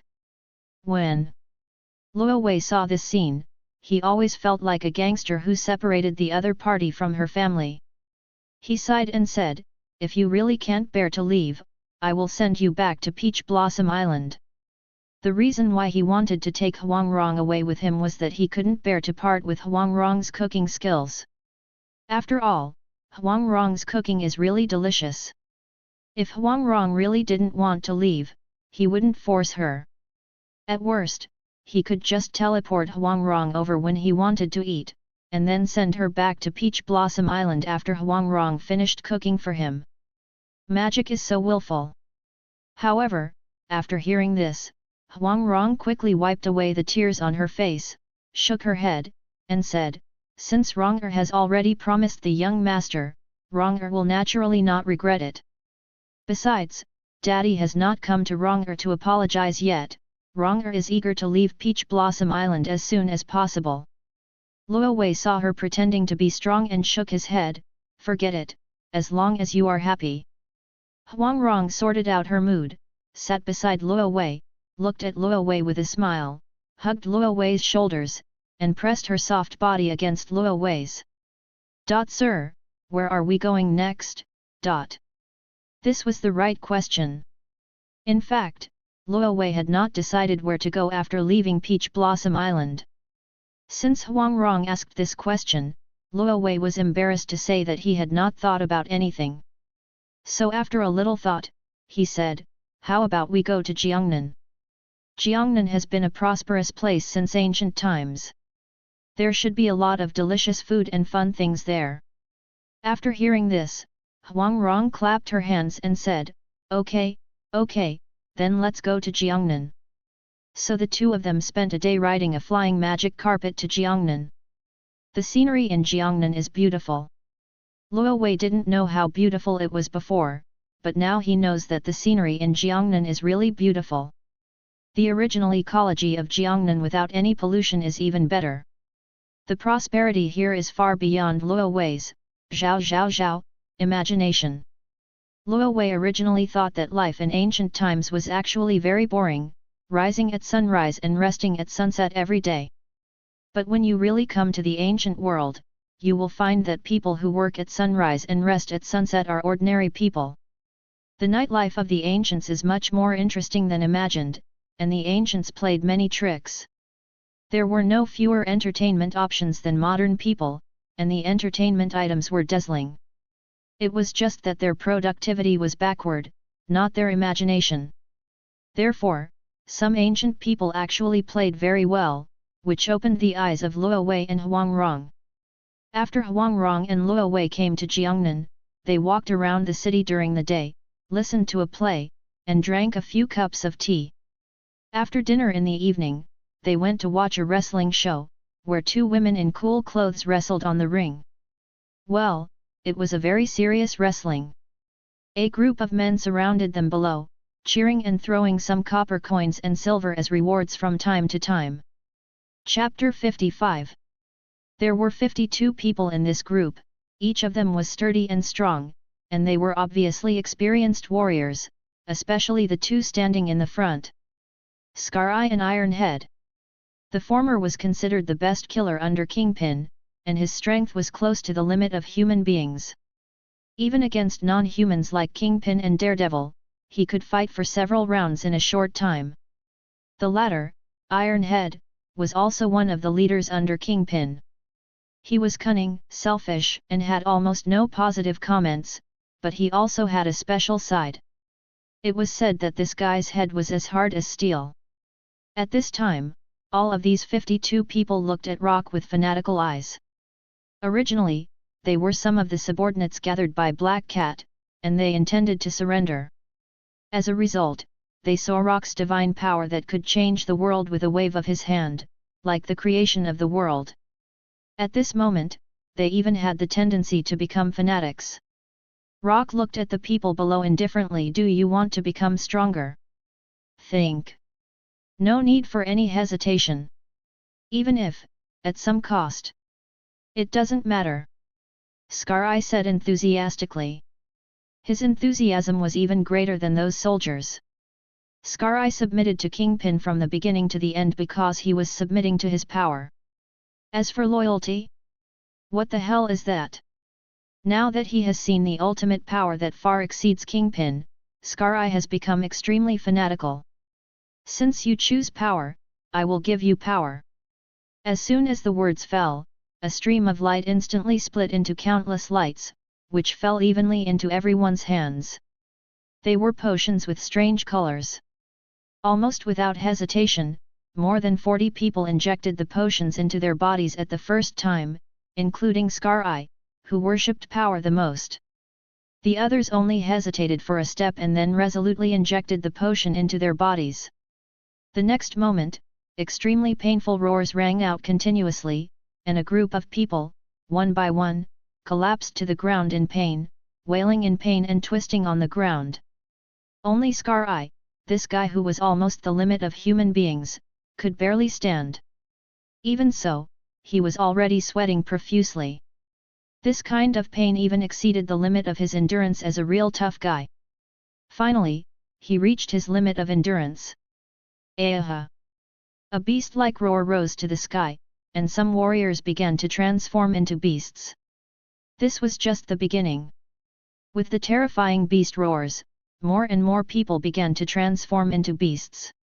In just a moment, there were 50 werewolves in the hall, more than 2 meters tall, with muscular bodies and a terrifying aura. Psylocke, who had been standing behind Rock, suddenly changed her face. According to her feeling, each of these werewolves was not much weaker than her. Although Psylocke was only a second-level mutant, she was a very capable one among the second-level mutants. There were only a few third-level mutants stronger than her in the whole world, so her strength could actually be said to be good. And now, 50 strong men who were not weaker than her appeared in an instant. The impact of this scene on Psylocke even exceeded the previous scene of Rock's genesis. After all, being strong and being able to create strong men are two completely different things. At this moment, a beastly roar that surpassed all the werewolves suddenly sounded, and Titu also began to transform. The whole body expanded rapidly. In the blink of an eye, it turned into a 3-meter-long and 2-meter-high terrifying giant wolf. No matter how fierce and evil it was completely different from other werewolves. However, before Titu could be arrogant, Scar-Eye also began to transform. There was no roar, but the whole body expanded rapidly. In an instant, it turned into a terrifying giant wolf with a length of nearly 4 meters and a height of nearly 3 meters. It was a circle larger than Titu. Just standing there, it gave people a more terrifying sense of oppression than any wild beast. Moreover, what is more special is that Scar-Eye's eyes are actually blood red. He is also the only werewolf with blood red eyes. Rock became interested. The wolf poison potion seemed to have some changes in this guy. The light curtain was pulled out, and Scar-Eye's attributes were instantly revealed. Name: Red Blood Werewolf. Quality: Rare. Level: Primary Professional Level, Extreme. To read the novels, go to Falu Novel Network. Talent: Red Blood Wolf Eyes. Introduction: After taking the wolf poison potion to its extreme and absorbing it 100%, a slight atavism phenomenon occurs, and a mutant beast form comparable to the rare level extraordinary sequence is obtained. Good fellow. Rock's eyes lit up. Taking Wolfsbane potion would freeze one's strength, but this guy actually regressed. Maybe he can continue to grow. In terms of potential, this guy is only slightly worse than Kingpin. Not bad, definitely an unexpected gain. Rock then glanced at Titu again. Scar-Eye could regress with his potential, this guy is not an ordinary person. Name, Werewolf. Quality, Common. Level, Primary Professional Level. Talent, Iron Head. Description, some wolf poison potions strengthened his skull, making it extremely hard. Haha, this gap was immediately revealed. Fortunately, it was not a big problem, and it also met Rock's expectations. From now on, you are the Hell's Kitchen guards, responsible for guarding the entire Hell's Kitchen and suppressing any superhumans who dare to violate the rules of Hell's Kitchen. Yes. A group of ferocious werewolves knelt on one knee and swore allegiance to the man on the highest seat. This scene was like a legend in an ancient story coming to life, which was astonishing. From now on, Scar-Eye will be the captain and Ironhead will be the deputy. Go down and adapt to your strength. Yes. A group of werewolves retreated one by one. When all the werewolves retreated, Caliban and Psylocke all looked at Rock with fanatic eyes, and two words stood out, I want it. As for the black cat Felicia, she also wanted it a little, but also a little resistant. It was because the wolf was too ugly. If she turned into a cat, she would probably be really attracted to it. Rock glanced at the few people and said, you are different. Although the wolf poison potion can make people stronger instantly, the growth limit will be fixed. I have better arrangements for you. When Rock reaches the professional level, he can also condense the extraordinary seeds. With the supreme level of Rock's Chaos Knight Divine Legend, it is not a problem to condense rare extraordinary seeds. Even, it is not impossible to make 1 or 2 legendary extraordinary seeds at a cost. Chapter 56. A dark portal, like a black hole, opened, and Rock stepped out of it. You finally came back, a charming and resentful voice sounded. Rock smiled slightly and took the seductive witch into his arms. What, you missed me? The former witch queen, now the witch king, rolled her eyes seductively. Nonsense. At the same time, a hand began to skillfully reach out to a certain place. Just as it was about to touch the vital point, Rock grabbed the little hand. Don't worry now. How are you doing with the things I arranged for you before? The Witch King curled his lips and said, you are the master. Who dares not to obey your orders? Facing the Witch King's resentful tone, Rock didn't say any more nonsense. He lowered his head and gave her a suffocating French kiss. A wet kiss that lasted for several minutes finally eased the resentment in the Witch King's heart, and a smile returned to her face. Don't worry, it's all done. You asked me to find a suitable one for that dwarf extraordinary. I have also found my goal, and he has even made a lot of very interesting finished products. Rock became interested. He had given the dwarf super seed to the Witch Queen early in the morning. After all, the dwarves in the Marvel world and the dwarves in the fairy tale world were two different things, and the compatibility was not high, so Rock had no idea of cultivating a Marvel super dwarf from the beginning. Who is it? You are someone who is both familiar and strange to me. Rock became more and more curious. The Witch King was no longer a riddle teller. It's a dwarf. What could be more suitable for the dwarf supernatural system than a dwarf? As for where I found the dwarves, after I knew there were dwarves in that forest, I started searching for them deliberately. According to what you said, extraordinary species can be born naturally by heaven, but dwarves can't be born naturally. If there are dwarves, there must be a mother who gave birth to them. Finally, I found a small dwarf tribe. I sheltered that small dwarf tribe and treated them the same as my own people. In this way, I recruited the most talented dwarf among them. Well done! Rock praised without hesitation. Wow, he originally just wanted to have an extraordinary blacksmith, but this time the Witch King gave him a super double. The extraordinary seeds can be inherited.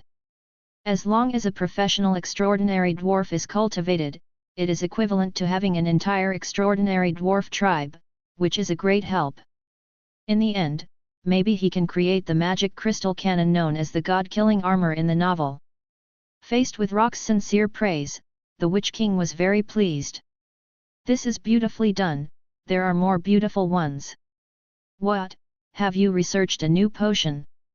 This Witch Queen seems to have some talent for potions, and she has made some nice little gadgets before. Well, 3 basic potions have been made, but this is not what I'm talking about. That is. Have you forgotten that you had specifically asked me to? Oh, it's my sister-in-law and the little maid. Yes, they have been missing you for a long time, unlike some people who seem to have almost forgotten them. How did you arrange them? Your sister-in-law, as you said, was made the Minister of Finance. She was a little shy and flattered at first, but after she got used to it, her abilities were revealed. Not to mention, she is really capable and much better than my previous Minister of Finance. A good Minister of Finance would not have made the Witch Queen say what she said before. So, is there something wrong with my little maid Elsa? Or is there something wrong with her? That's right, it was her. She awakened, completely on her own, and she awakened to a sequence. I don't know how to describe it. Rock raised his eyebrows. This really piqued his interest. How to say it? Very powerful? Or very brutal? I can only say that this is not a power that humans should possess. At this moment, the Witch King's charming and delicate face showed a solemn and fearful expression. It's not a power that humans should have, Rock whispered softly. At this moment, his curiosity almost reached its limit. Of course, no matter how curious he was, Rock did not set off immediately. Instead, he stayed in the palace for several hours before he disappeared without a trace, with the scent all over his body. Following the guidance of the Demon Queen, Rock soon came to a newly built mansion of the Minister of Finance. Crossing one building after another, Rock came to the deepest part of the mansion of the Minister of Finance. At this time, a figure who was getting more and more plump was in a trance, as if missing someone. This was the current Minister of Finance, the sister-in-law of the former Alibaba world. To read the violent novel, go to Philo Novel Network. Not far away, there was a beautiful and quiet little girl, the little maid Elsa. At this time, the two of them looked trance-like, missing the same person. Rock did not show up immediately, but looked at the little maid Elsa. He was really curious about the so-called power that was not meant for humans. Name, Elsa. Supernatural sequence, God Slayer. Level, Advanced Apprentice. Talent, God Slayer, Blood Blade of Death. Exclusive, Eyes of Weeping Blood Witch of Despair, not opened. Introduction, God Slayer is the destiny, and there is absolutely no second unique exclusive sequence in the world. Rock's eyes suddenly shrank, God Slayer. He thought of many possibilities, but he didn't expect that this little girl's supernatural sequence would be so strong. Rather, this is still an exclusive supernatural sequence. Although it is not the same legendary state as Rock, since it is exclusive, it will definitely not be much worse than the orthodox legendary state. Of course, Rock's Chaos Knight is a divine legend, half a level higher than the general legend, and theoretically it should be stronger than this girl's exclusive. However, it is not a question of who is stronger or weaker now.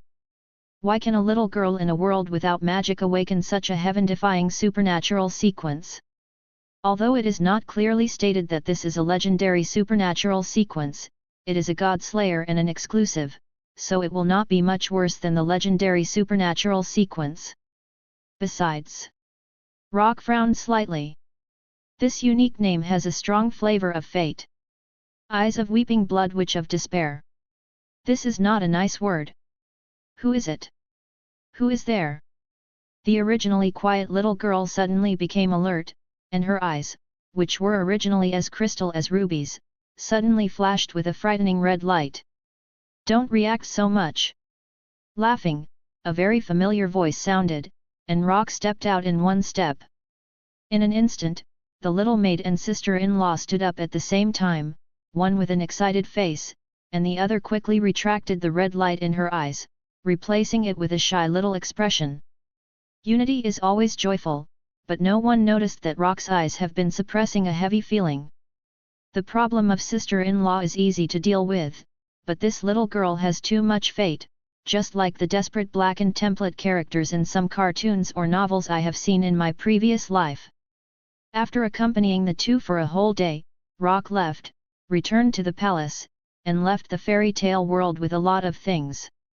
It's time to speed up and lay a solid back garden in the Marvel world, ready to take the little maid over at any time. What a shitty fate, Rock really doesn't believe that thing can be chased to another world. If it can really be chased, hee, OAA. The life cord is ecstatic. Chapter 57. At Xavier's School for Gifted Youngsters, Professor X was sitting downstairs, listening attentively to the lecture of Jean Grey, the Phoenix Girl. Suddenly, Professor X raised his head and looked out the window. Jean Grey above him asked with some confusion, "Professor, is there anything wrong with my lecture?"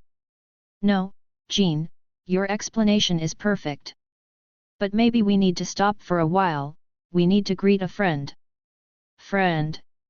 Well, maybe it's a friend of an old friend." After a while, Beast supported Professor X, Phoenix Jean, and Storm Girl standing on both sides. The top wisdom or combat power of the school all appeared at the school gate. Suddenly, a bright golden light appeared in the sky, and countless light particles flashed. The next moment, a figure appeared out of thin air. This is a lady, who is 1.8 meters tall, almost a head taller than Phoenix Jean, and much taller than Storm Girl. With a slender figure and sexy dress, she is full of a special temperament that is both sexy and cool, making people unforgettable at first sight. Seeing the person coming, Professor X smiled. "Psylocke, it's you, is Caliban okay?"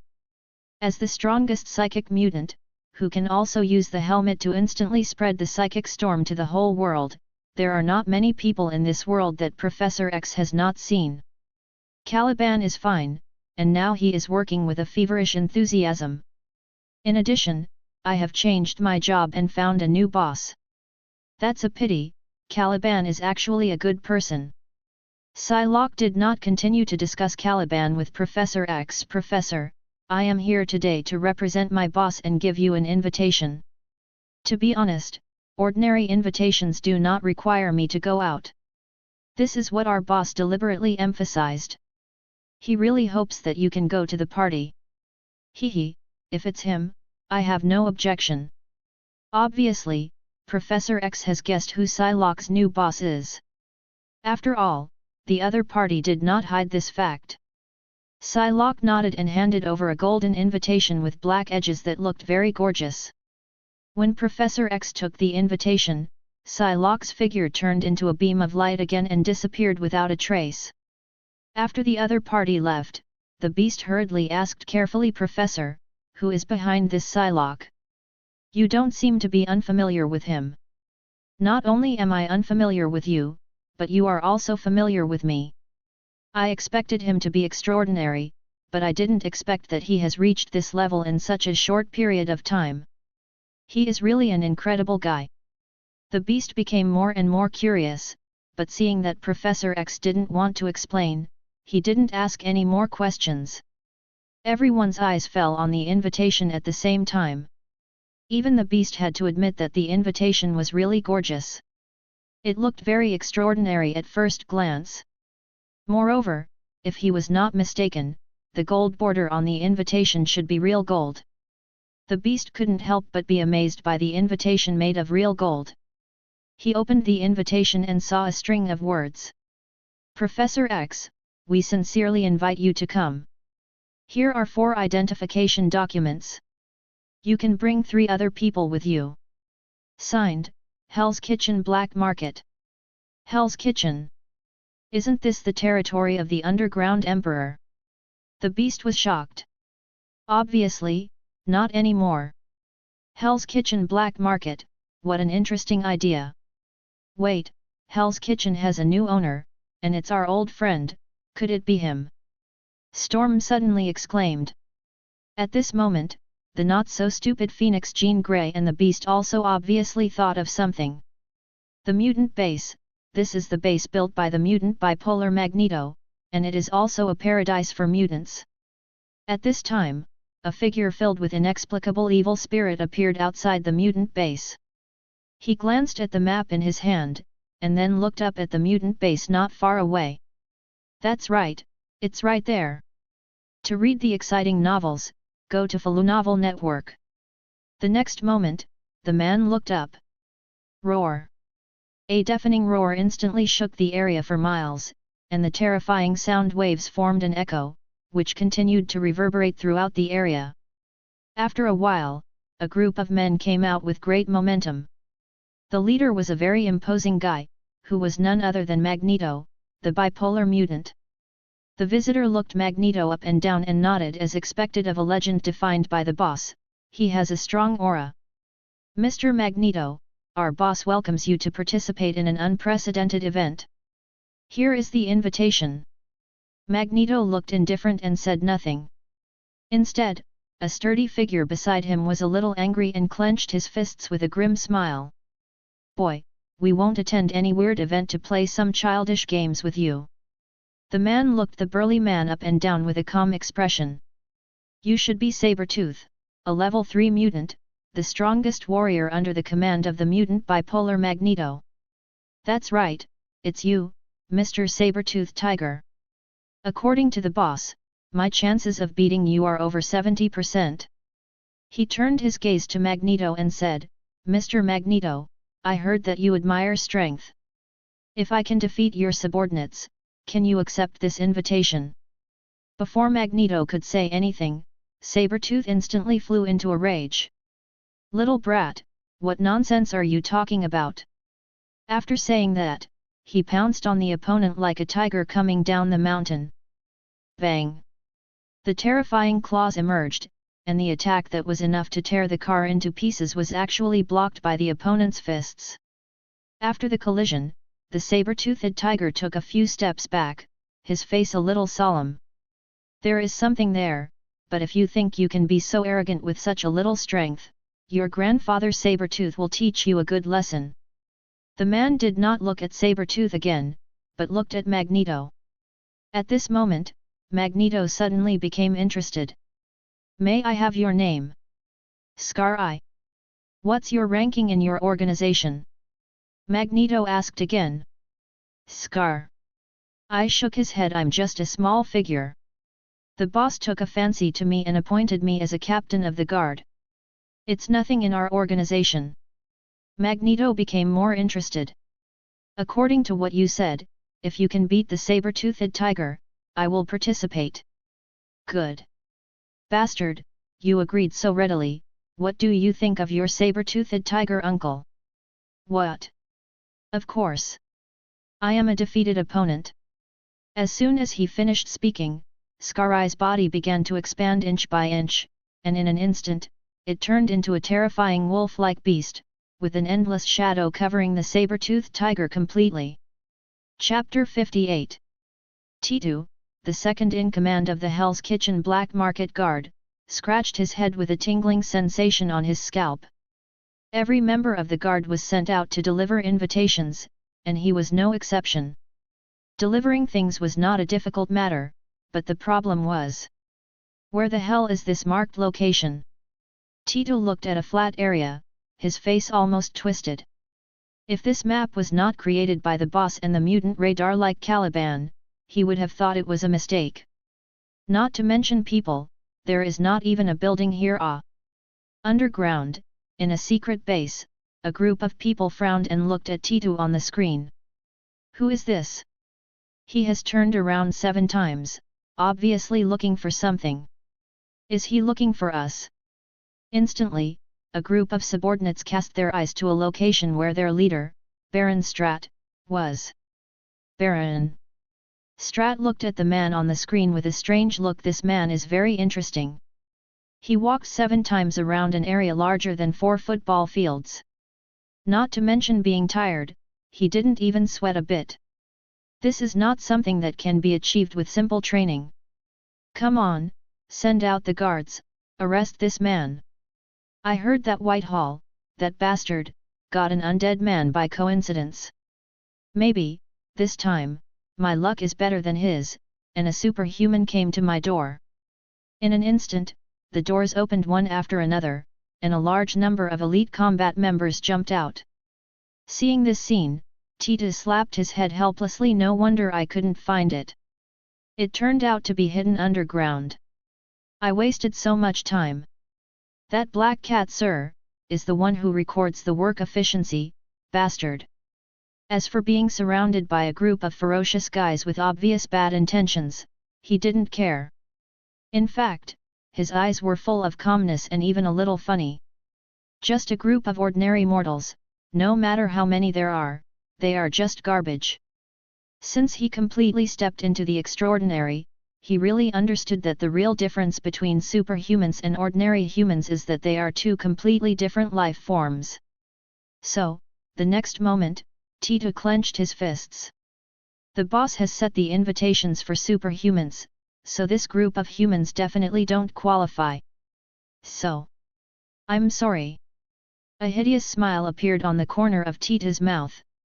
A professional superhuman being facing a group of fully armed humans, the result is obvious, it is a completely one-sided massacre.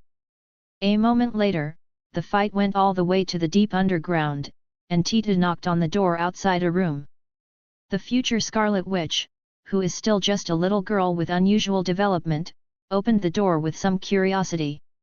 When she saw the situation at the door clearly, she almost screamed on the spot. She saw a bloody sturdy man looking at her with an extremely hideous smile. Damn it, who are you? Don't hurt Wanda. Pietro, her brother, rushed over and protected Wanda. Tita scratched his head. I was already grinning from ear to ear, wasn't that polite enough? To be honest, if a big man nearly 2 meters tall, covered in blood, with a big face forcing a weird smile, didn't call the police immediately, it would have been a good psychological quality for people to see him. Tita didn't understand the situation and didn't want to care about it, so he was ready to take out the invitation and send it out to complete the task. However, suddenly, Tita became alert, turned around abruptly, and stared in one direction. Baron Strat, who was excited at this time, rushed over with 2 subordinates, looking at Tita as if he was looking at the most exciting experimental subject. Great, really great. Your physical fitness is not inferior to Captain America at all. Has someone recreated the superhuman serum? Baby, a great baby. For any Hydra leader, Captain America and superhuman serum are both hurdles that are difficult to cross. Seeing such existence can make any leader instantly excited. As for why Baron Strat dared to show up in person, it was naturally.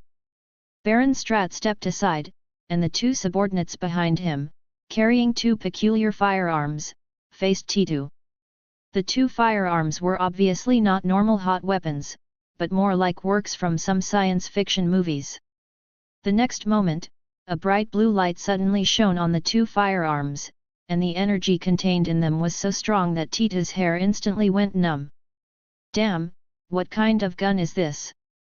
Based on his physical strength, he can't ignore hot weapons, but ordinary firearms can't even break his skin.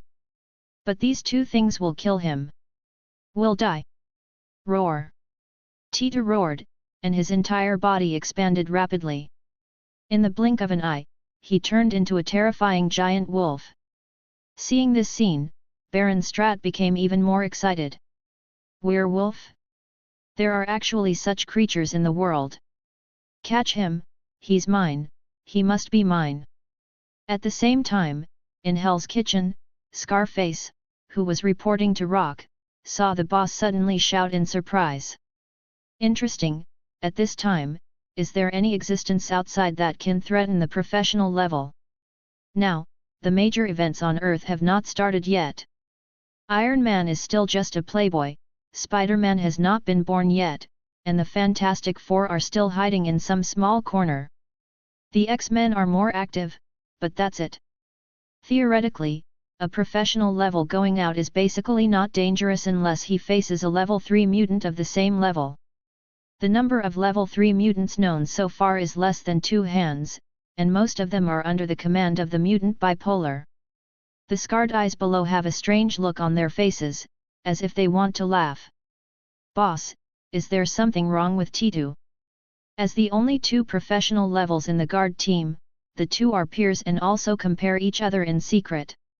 Now suddenly heard that T2 had a problem, but he successfully completed the task. Tisk, this wave can make T2 laugh for 3 months, at least 3 months. To read the exciting novels, go to Novel Network. Boss, that bastard T2 has lost your face and should be severely punished.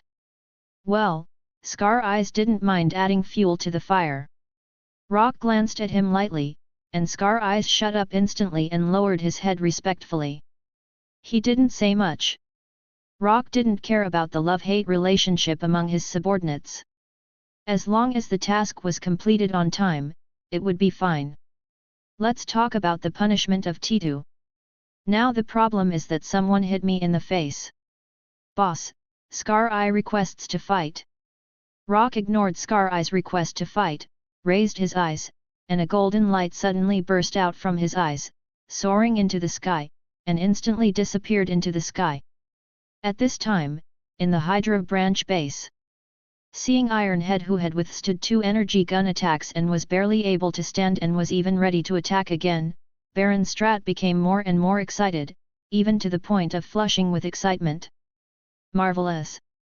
This defense, this healing ability. You're even better than Captain America. Pa! T2 spat fiercely. Catch me, don't even think about it, unless I die. I just need a test subject, whether it survives or not is not important. Kill me? Come on if you dare. It doesn't matter if I die, but it's an offense to the boss's authority. Haha, I'm waiting for the day when you're torn to pieces with despair on your face. Boss. Baron Strat's eyes widened, and his whole body trembled slightly, not because of fear, but excitement. This guy is perfect enough, he actually has a boss. There is such a good thing. Tell me. Tell me quickly. Who is your boss? Where is he? T2, who was about to taunt, was suddenly stunned. A golden card fell from his body. The whole card was shining, as if it was expressing something, or conveying something. Boss. T2's eyes suddenly widened. No, no. This is the boss's power locking here. T2's face suddenly turned cowardly. The boss's power would not lock here for no reason. Obviously, he found that if he failed, he might be caught. Shame, shame. The werewolf guards, who were extremely respectful and fanatical to the boss, became die-hard fans after taking the wolf poison potion. It was more painful than death to embarrass the fanatical and loyal boss. Hey, that bastard over there, kill me quickly. You are going to use me as an experimental material. Hurry up and do it. T2 would rather die than die socially. Baron Strat was not in a hurry to take action. He rolled his eyes and said, So, your boss is coming. There is such a good thing? Another one is delivered to the door.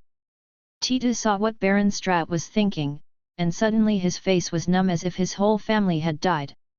He didn't even have the mind to mock Baron Strat for overestimating his own abilities. He stared at the increasingly brighter card woodenly. At the same time, the sky became much brighter without knowing when. Suddenly, a rapid alarm sounded in Baron Strat's ears. My Lord Baron, the energy level above the base is increasing rapidly. The current level has reached high-risk level. Still rising. Oh no, the detector exploded.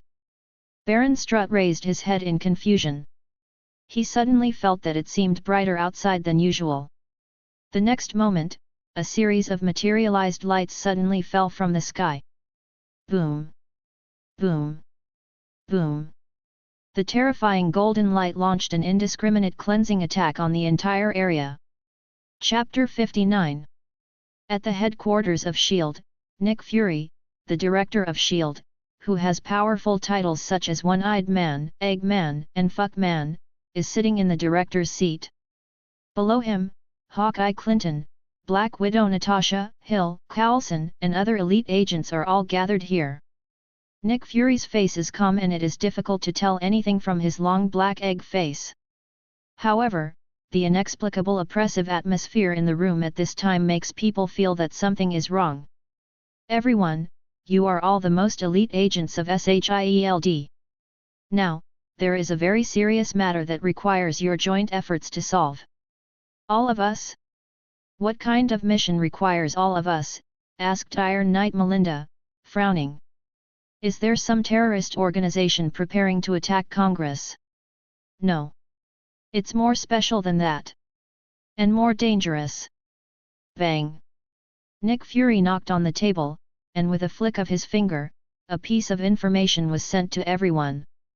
When someone from 647 received the information, Keverly turned on the projector. Recently, we at S.H.I.E.L.D. have been aware that a secret organization is carrying out a large-scale operation.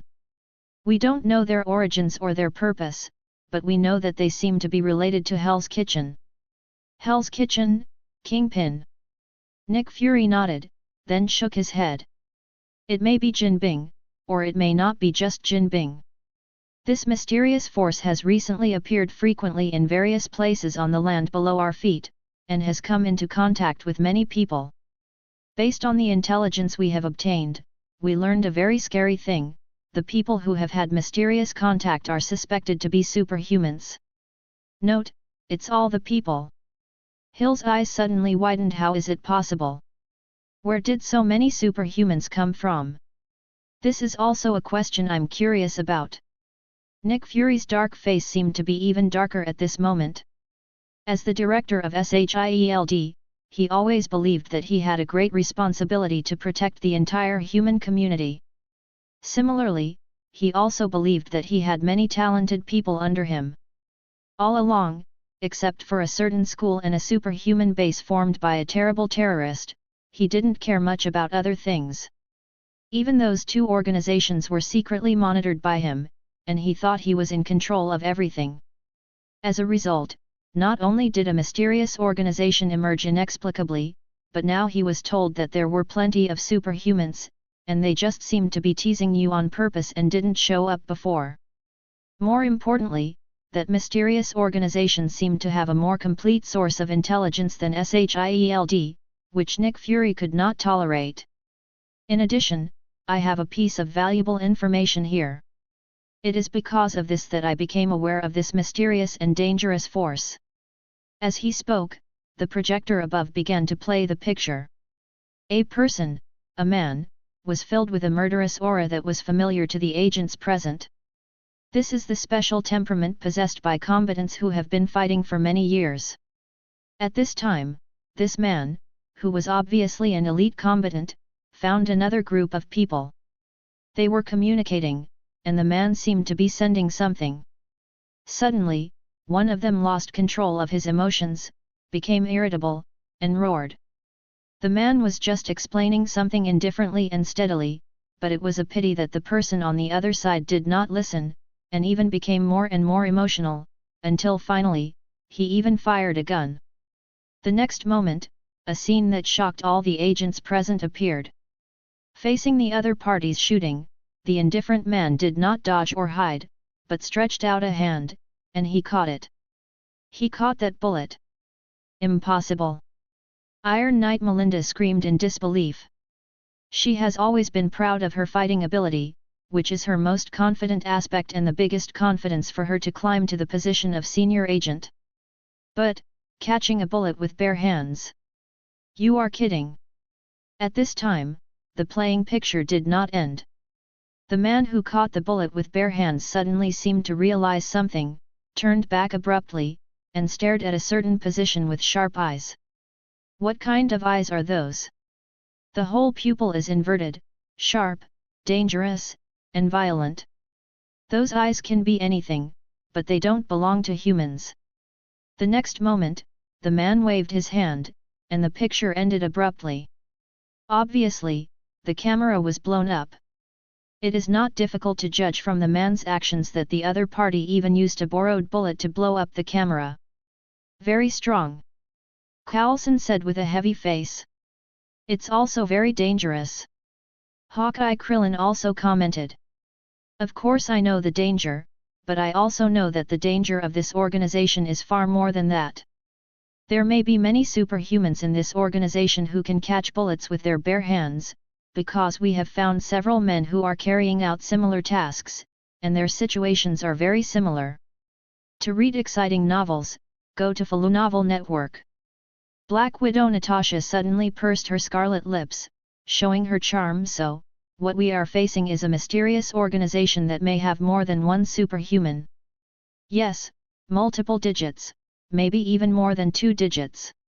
As soon as these words came out, the atmosphere in the room became heavier and the air became more dull. All the people present were elites, absolute elites, and some of them had even reached the limit of human beings.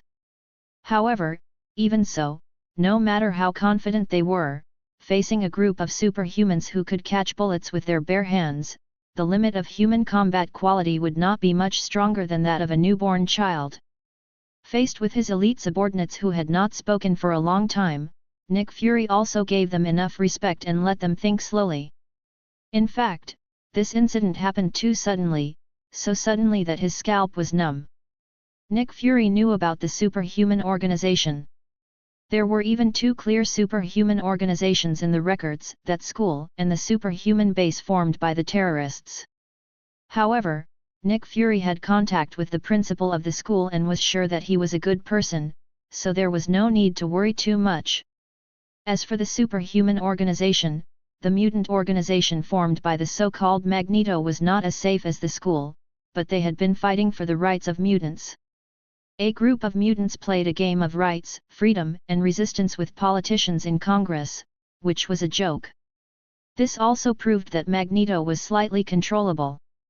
The politicians in Congress had ways to hook him, unless they were really annoyed by those politicians and were ready to overturn the table. Before that, the mutant base led by Magneto was relatively controllable. Only the new one was too mysterious, everything was unknown, and it could almost be labeled as completely uncontrollable. The pressure was so great that Nick Fury couldn't help but touch the strange and old pager that had never left him for even a second. Instantly, the pager gave him confidence. He was just a superhuman, and facing her who could destroy space battleships by herself and was as powerful as a god, he was still far behind. Nick Fury's expression eased a little. Of course, because of his boiled egg-like face, no one could see any changes. So, how should this operation be carried out and who will lead it? Nick Fury usually has an unquestionable tyrant attitude, but now 0.9 can't do that. This mission is almost sending people to die, and not just ordinary people. Ordinary agents don't even have the chance to die. These elite senior agents are sent to do dangerous missions that are almost certain to die. If they are not given a certain amount of respect, it will be difficult to do the following things. Of course, respect only means giving them a chance to make a free choice. Giving up or not accepting the mission is impossible. Time passed for a while, and finally, Natasha, the Black Widow who had the highest mission completion rate in the entire SHIELD and was far ahead, smiled slightly. Then leave it to me.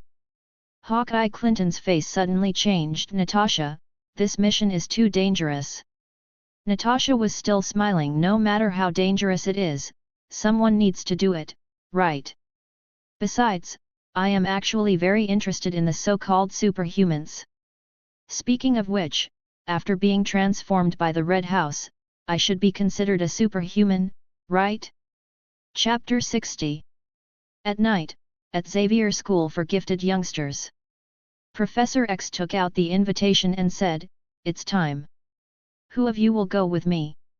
Other high schools looked at each other. "Professor, count me in." Storm was the first to speak. She had seen someone not long ago, and she was curious about why there had been such a big change after not seeing him for a while. "Then count me in as one," Phoenix Jean said immediately afterwards. She and Storm were good friends and it was just right for her to be a companion. Professor X would naturally not refuse. "There is still one spot available, who else wants to go?" Professor, I want to go too." The little rascal raised his hand quickly. The beast on the side showed a regretful look. He was actually quite curious, but he couldn't compete with a little girl. Professor X obviously noticed the change in Beast's expression. "Beast, someone still needs to guard the school." The Beast's face suddenly straightened. "Don't worry, Professor, I will take good care of the school." Professor X naturally would not doubt the ability of this perfect assistant. "Then let's go."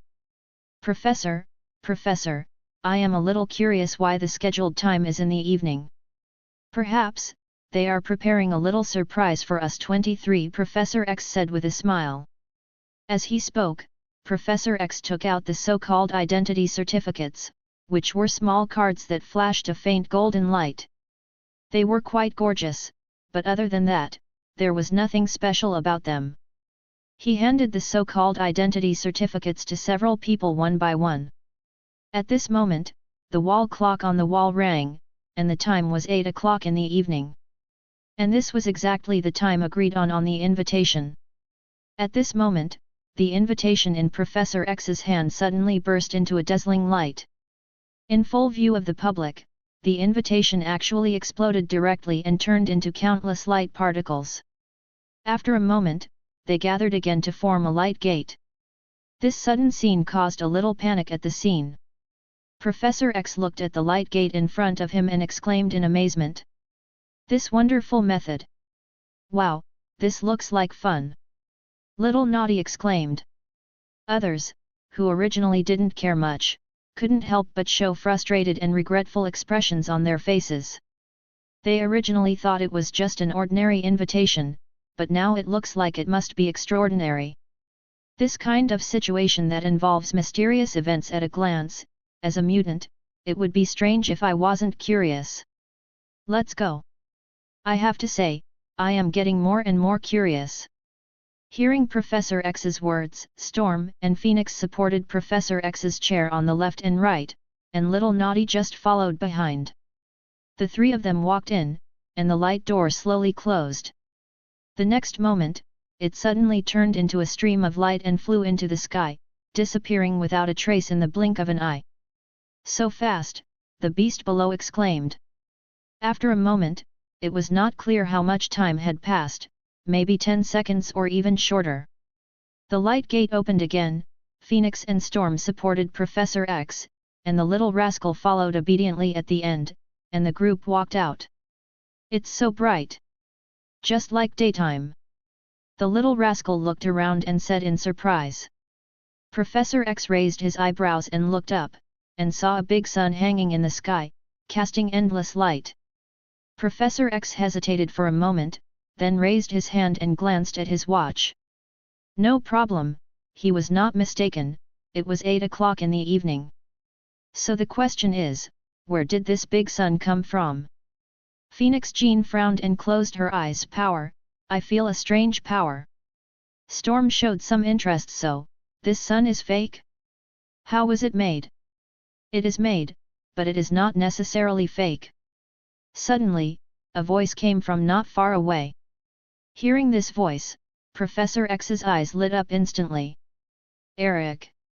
To read the most exciting novels, go to Novel Network." His voice was full of joy of seeing an old friend again. Magneto also showed a slightly gentle expression. "Charles, you are still the same." The two of them looked happy to meet old friends, but the others were different. Whether it was the Phoenix Girl and others behind X-Men, or the Saber-Tooth Tiger and others behind Magneto, they all stood in silent confrontation at this moment, looking at each other with obvious resistance and vigilance.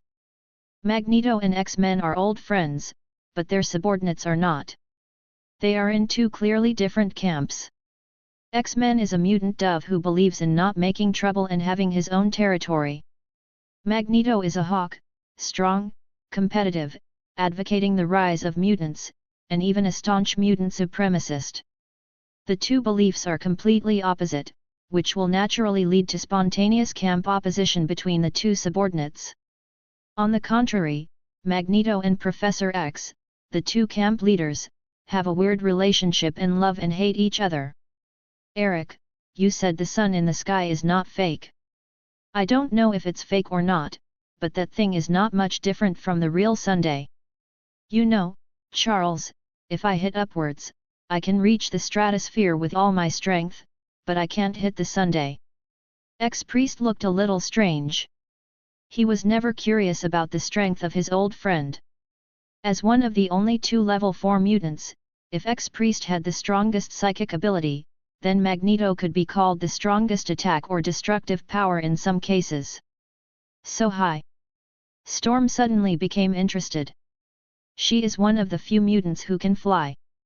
Storm, if you are curious, you can try it. A mutant behind Magneto said jokingly. Just give it a try. As soon as the words fell, the wind blew up, the thunder flashed, and Storm flew up into the sky, quickly flying towards the sun. Magneto just glanced at Storm flying up into the sky and no longer cared about it, and looked at Professor X again. Charles, do you have any inside information about this newly emerged Hell's Kitchen black market? It feels a bit mysterious. What's the purpose of inviting us here?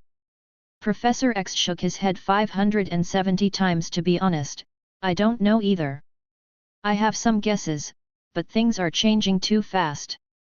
Now I can't be sure whether the truth is what I imagined. As for the purpose, Professor X looked strange. Eric, tell me, is there a possibility that there is no purpose at all, and this is simply a black market, but a black market related to superhumans? A black market that belongs only to parahumans, Magneto murmured softly, his eyes were a little subtle. If this was really the case, then there was no need to be on guard. As the Supreme Mutant, he was not opposed to this special territory built specifically for superhumans. Suddenly, a bolt of lightning struck, and Storm, who was a little embarrassed, fell down. Her eyebrows and other parts were a little black, her clothes had some abnormal wrinkles, and her whole body was filled with a burnt smell. Phoenix Jean hurriedly went up to support. How are you?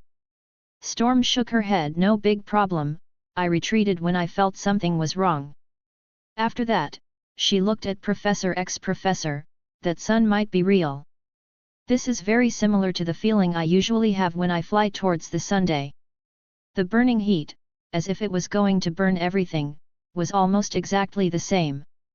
As soon as these words came out, everyone present changed their expressions at the same time, raised their heads, and looked up deeply.